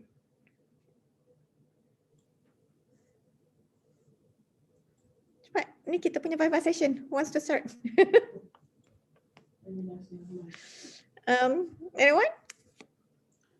Assalamualaikum warahmatullahi wabarakatuh. This is Ibrahim from Kuantan. Assalamualaikum, do you hear me? Yes, Dr. Syakar. Yeah, thank you very much for a very informative idea. Just my idea is about what Prof. Kamal indicated about the Murabbi should be the lecturer rather than the student first. So is it possible to create some kind of guidelines for the lecturers how to be real Murabbi instead of just say you should be Murabbi, but maybe the lecturers also need some kind of guidelines, maybe training, maybe book notes. That's a practical step as Prof. Indicated. Thank you very much. Okay, thank you. Prof. Faris? Okay, thank you very much, Dr. Shogar, for the question. Before I answer your question, let me just thank Prof. Kamal, ASA, PMA, and Student Union for your very encouraging and positive feedback. Because the question also is related. Prof. Kamal, I think we learned a lot from your statement. And I guess one of the things that we thought that we can achieve from this Sejahtera academic framework is to bring back the so-called our original culture of IIUM. When we started it, I think based on our feedback from the alumni, they say that we lost it a little bit. So maybe we hope that one of the byproduct of this Sejahtera academic framework is to bring back the old culture where lecturers become good Murabbi, interact well with the student, become good models, become a source of inspiration, and guide the student, to become a better person. So I hope that, inshallah, we will interact more with Prof. Kamal and see how to bring back that culture and the ecosystem. So that relate to the statement by ASA talking about the next stage is planning, action, So, but Alhamdulillah, so far, at least if we can get from this session the agreement that this Sejahtera academic framework is a good framework that we should build upon, then like people say, the devil is in the details. The next challenge is the detail. How can we go down and implement this? So that is related to the question asked. Can we, for example, in the case of Murabbi, how can we strengthen the Murabbi system?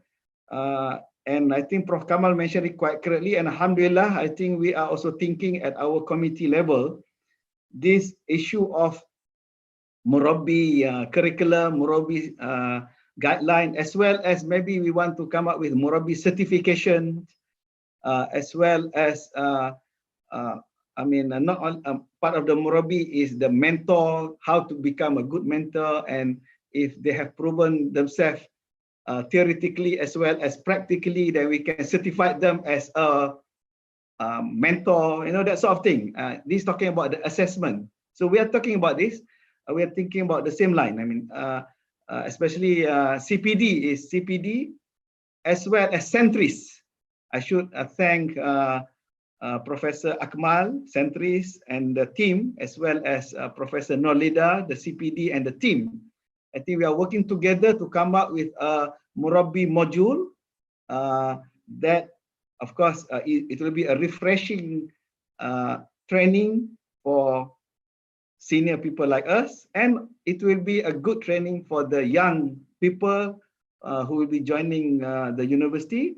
And at the end, I think we go with, like Prof. Kamal mentioned, maybe there's some certification, some how to assess. Of course, assessment here, maybe not in terms of the tangible, but more on the intangible, how the Murabi affect the life of our students, and how Murabi has transformed the student. I mean, we can see the transformation of the student from they join us until they leave us. So, Alhamdulillah, I think this is a very good idea. I'm very sure Dr. Zul also, I think we will also engage with the in the mahallah and so on and so forth. So I think that is my comment for now. Thank you. Thank you, Prof. Haris. While we wait, I will also invite, if from the previous reflections, if Prof. Hafiz and Dr. Zul has also something to say, unless someone else has from the audience has another question. All right, allow me just, I think, to reflect and to answer questions or insight from Dr. Shogar. I think I really welcome the ideas, but to emphasize again that Murabi is not only the academic. Okay, the Murabi, the admin staff also can be Murabi. So meaning that the Murabi, the staff, can be a Murabi. So we need to have some sort of comprehensive guidelines and framework as a reference for the staff to be a good Murabi. And then we will have some sort of action plan to execute it. So meaning that academic staff will be the Murabi, the admin staff can be the Murabi in order to nurture and groom our students. Thank you. If I may ask a question, Teliana. Sure, Prof. Okay, very interesting presentations, and I think it can work. But my simple question is probably a silly question. Does it involve more work for the academic staff or not? Thank you. Jawab, siapa yang nak jawab tu? Saya pun tak tahu juga. Okay, I would say that very not silly question from Nick. I think that is 1,000,000 lauded question. Huh? So I guess my take on that is with this framework, I don't see issue of overloading or extra load. It's just issue number one is the change of our mindset and focus. Okay, and then the change of approach, and then of course the change of I would say that how we put priority in our activities or in our executing the task. I just give you some example. I mean, I would say that, I mean, we are still going to teach the same let's say courses or number of credit, but the way that we teach, how can we become now a lecturer that inspire the student? So instead just go to the class or conduct class online, but how can we become a lecturer that can inspire the student can look up to the lecturer, become a good example, good model, more engagement, become a good mentor, not only while they are here at the university, but when also I think they graduate also. So that is the most important thing, the culture. I think that what is important is the culture, like Prof. Kamal mentioned. I mean, how to bring back the culture the culture of where we are engaging the student. Like our student union mentioned, I mean, we need to engage more students. We need to listen to them. We need to also co-create the environment based on their feedback. So I guess it is more on the culture, it's more on the approach, more on the new way of doing things. It's not like adding a new, it's not like adding job, adding tasks. And then for that matter, I mean, meaning that we are changing from the role of, let's say, lecturer-centered approach, I mean, where we tell the student everything, but now can we start shifting to more engaging with the students and also more listening to the students, as well as, I mean, we also need to look at how we assess our students. So that's why I think it's very important. At the end of the day, how do we assess the students? Maybe now we have to start thinking about how to assess the student, not only the normal way, but the key, the intangible, the adab, the leadership, communication skills, so on and so forth. I think that is my take for now. Just that I missed one thing on the ASA just now. When ASA said that, talking about planning and action, I think this is where now everybody, SAF is for all. So everybody now, we have to identify our role and responsibility and how can we contribute in this framework. So I'm very sure I think we need a lot more engagement with, of course, with all the ASA members, as well as other staff in the university to sit down and come up with a concrete plan on how are we going to do this. Thank you, Anna. Okay, thank you, Prof. One more before we end. We're really actually seriously running out of time. I'm so sorry. One more? Going once? Assalamualaikum. Waalaikumsalam. Yes, Prof. Go ahead. Dr. Lihana, how are you? Yes, go ahead. I'm good. Alhamdulillah. Okay, Ms. Abdul Hamid. A small question or short comment. We lost you suddenly, Prof. We can't hear you.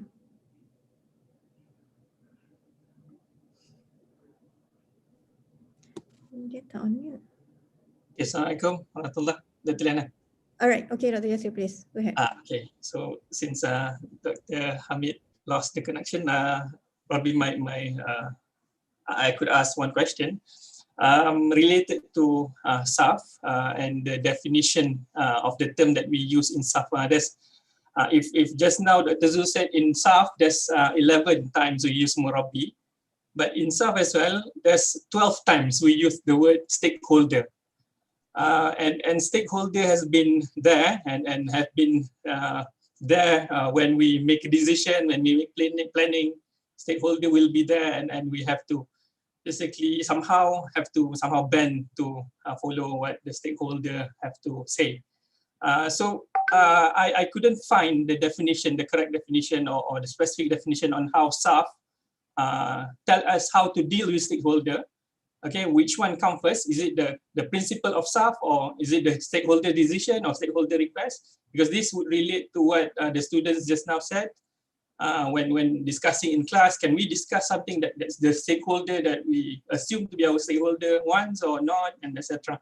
And probably in research, we have to follow all the time, follow Myra, etc. Because that's our stakeholder. Probably SAF, anyone can help to define what is the stakeholder and how should we deal with the stakeholder when we plan for our activities and our planning forward, inshallah. Thank you. Okay, thank you, Dr. Yasir. Anyone? Prof. Haris, Prof. Hafiz, Dr. Zul? Okay, anyway, just for me, a very short one, maybe others can add on. I guess the way that we do normally, I think first we get all the input from all the stakeholders. But at the end of the day, I think we are going to have our own framework, our own focus, our own objective, and that is where we are going to do. But of course, we need to listen to the stakeholders, but they, and then based on those inputs, we have to come up with the holistic, the framework, the focus that we, that is UIA or IUM, would like to go. I think that is my take now. Okay, thank you, Prof. Hafiz. Prof. Hafiz? Regarding the stakeholder, I think we are still under the same ministry, same government, whoever become the government. The stakeholder may have their own say, but then they already given autonomy to the university to actually move forward. With that, I think there are certain things that we can move forward, and there will be, of course, certain things that go against the stakeholder needs. The other thing is, Prof. Yasser also mentioned about the research grants and all that. The research grants, we cannot ban it because this is given by the one who give it, either the ministry or the external funder. So this is between the individual who agree upon for the research to fulfill the stakeholder needs or the stakeholder directions. But we still can do goods for our students with the research that we have, and with that we can go beyond research that we have with the stakeholders that we have. I think that's it for my comment, inshallah. Okay, thank you, Prof. Hafiz. Basically, Dr. Zul, less from you. Okay, when I read the SAF, I think many times I try to understand it because many tricky words. Okay, the stakeholders refers to two types of stakeholders. Number one is general stakeholders. It can be external community, external stakeholders, or internal stakeholders. It can refer to students, staff, alumni, and external communities. External stakeholders refers to industries, communities. Okay, but another stakeholders that you need to define it. I think each KZIM need to define it because it's a specific stakeholders, professional bodies. So meaning that these two types of stakeholders, we need to further refine it and to understand it and try to relate with the needs of the academic program, with the needs of the Kuliah and KZIM. Thank you. Thank you. All right. Okay, so Legura. Well, inshallah, we're done here. But before we end, I would, since Thanks Director has been with us from the beginning, if we could have a 1 minute or two remarks from you. Thank you. Thanks, Sri. Thank you very much. Assalamualaikum. I've been listening very intensely and trying to shut up as much as possible, although I'm tempted to say something. But Alhamdulillah, I think we've started off with a good sort of foundation. There are certain things that we need to probably clarify and tighten up. I like Prof. Kamal's definition of Murabbi when he says we have to do 24/7. So I think that's probably the first question that you want to ask. If you want to be a Murabbi, are you prepared to work 24/7? Or are you still hung up with whether should I clock in or clock out? That will be just like what Farid said. It's a question of how do you change your attitude? How do you look at life? How do you actually trim all the fats? Perhaps Murabbi will be a better way to move forward. So I think there's a lot of thinking that needs to be done, and this question of stakeholders also, I would agree with Dr. Zul. My stakeholders are first students, my staff. The ministry comes second and third, because I need to actually make them happy first before the ministry are happier. So it depends on how you put your priority. And if you get your priority right, inshallah, we will move in the right direction.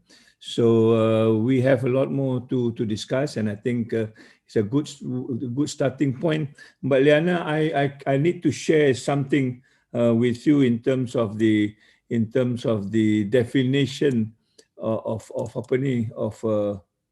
let me try and say this. Are you seeing my screen? Yes. Yeah. I just want to read this. I think this is a very important statement. I don't know whether somebody have read it, but this statement I think said it all. Yeah. Well, Prof. Kamal is trying to re-emphasize the same thing. It is a combination of old and new.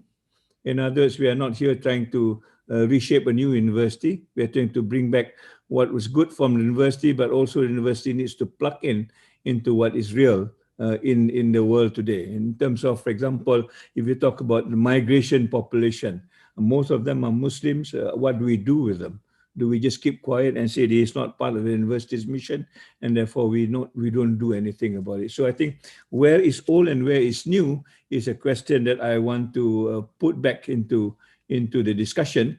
And if you look at this what you call framework, I think that is old. All right, the mission, the vision, and particularly the 7 mission statement, that is all. Nothing's going to change on that. The guidance principles of Maqasid Asyariah, that will remain. That will remain forever, right? But what is new now, perhaps, is to look at what is falsafah pendidikan kebangsaan having to offer, right? And what is now at the other global level, the UNESCO 4 or now 5 pillars of learning need to offer. How do you fit this in? I'm not saying that we should be subservient to it, but what is it that we can reinterpret, redefine? If you want to use the word Islamization, you're more than welcome. But how do you fit this in so that we are also relevant globally, that we are not caught in our own mindset and the world do not relate to us? And I think that's important. And this is where I think where the balance is all about. Yeah, how do you bring back this balance between what is good in all sectors, so that this university will be a representative of this rahmatan lil alamin? And I want to coin another thing that all of you should remember. Yeah, is SAF, not only SAF but SAFIA. E is for empowerment, F is for flexibility, I is for innovation, and A is accountability. Anybody who works with SAF must also understand that you are empowered, means you can do whatever you think you want to do, as long as it is within the line of the university's mission. You can be as flexible as possible. Your creativity and the innovation, there's the I that represents it. But finally, you have to be accountable. So when I say the last time, I was misunderstood, I guess, when I say shut up, I mean that. You have to say something, but be accountable for it. Don't say something and then hide under somebody's table and somebody needs to defend you. That's not academia. Academia is when you say something and you stand for it because it's a question of principle. If you're prepared to do that, then you're within the ambit of SAF and the empowerment, the flexibility, innovation, and accountability, which is part of amanah. Yeah, I hope fundamentally, if we can get this right, inshallah, I think we are already ready to move, and we are looking forward to the next webinar, where somebody said the 4 datos are going to be engaged, and I look forward to an advancement of this discussion moving forward. So thank you all. Thank you very much, particularly Professor Kamal. We look forward to your advice as we move forward. And inshallah, with the blessing of Friday, we will get the barakah from Allah subhanahu wa ta'ala. May make dua for that. So thank you very much. Assalamualaikum. Waalaikumsalam warahmatullah. Thank you, Tan Sri. So yes, inshallah, we are ready to move. We have been ready to move. And as Tan Sri also mentioned, there will be another session with the 4 datos. Okay. So we will look at, I know we have focused a lot today on the academic part. So, and no, we have not forgotten the administrative part, because SAF is for all. So we will not, the next part, we will have the 4 datos, inshallah, and we'll have a different moderator also, inshallah. Okay. But this is not the end. I mean, it's the end of today's session, but this is not the end of our discussion. And it's not just about discussion. It's really about how do we move forward. This is the beginning. The roadshow that will be done with the kuliahs will now be more interactive. You know, we're not going to have briefing on stuff anymore, because we have heard enough. And I think the vibes that we're getting is people are ready now to move forward. So, you know, so let's, after this, we will sit together with everybody concerned, and we will have this more interactive involvement with kuliah members, the staff, the administrative staff and the academic staff, and also the students. Okay, and so thank you for listening. We really appreciate all the inputs. I know there are a lot of inputs from both YouTube and chat. Those have all been recorded. I apologize, due to time, we cannot address all of them one by one, but these have been recorded and will be addressed because this is an ongoing work. OSIC and other relevant agencies will be looking into this because it has to go hand in hand with the roadmap, with the WIT, with the IIM 2040, everything that we as a university will be doing. So this is an ongoing collaboration for all of us, SAF for all, inshallah. Okay, so again, thank you very much to the panelists, to Tan Sri Zul, to Prof. Kamal, to my brothers and sisters out there. Thank you so much for being with us from the beginning to end. And I hope this is an indicator of you also being with us on board of SAF and in the implementation of it. So the students also, yes. Okay, so with this, have a blessed rest of Jumu'ah. But also, inshallah, stay safe, everybody, and we will look forward. Okay, I will plug for ASA. There is also another talk on Tuesday on SAF. Yeah, Dr. Iwan. So with this, we end with Tasbih Kifaran Surah Wal Asr. Bismillah.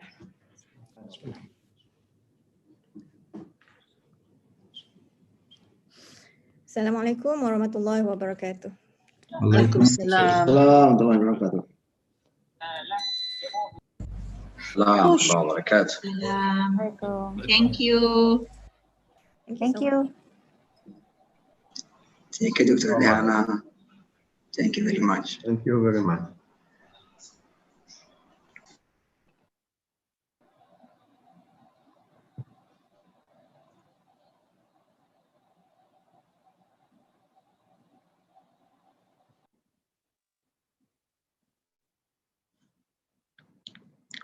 Thank you, Dr. Liana.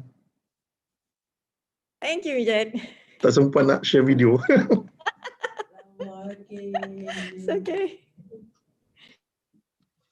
Thank you. Thank you, Zila. Good job. Nanti soft copy I give to you, Dr. Liana. Okay. Okay. Okay, saya leave ya.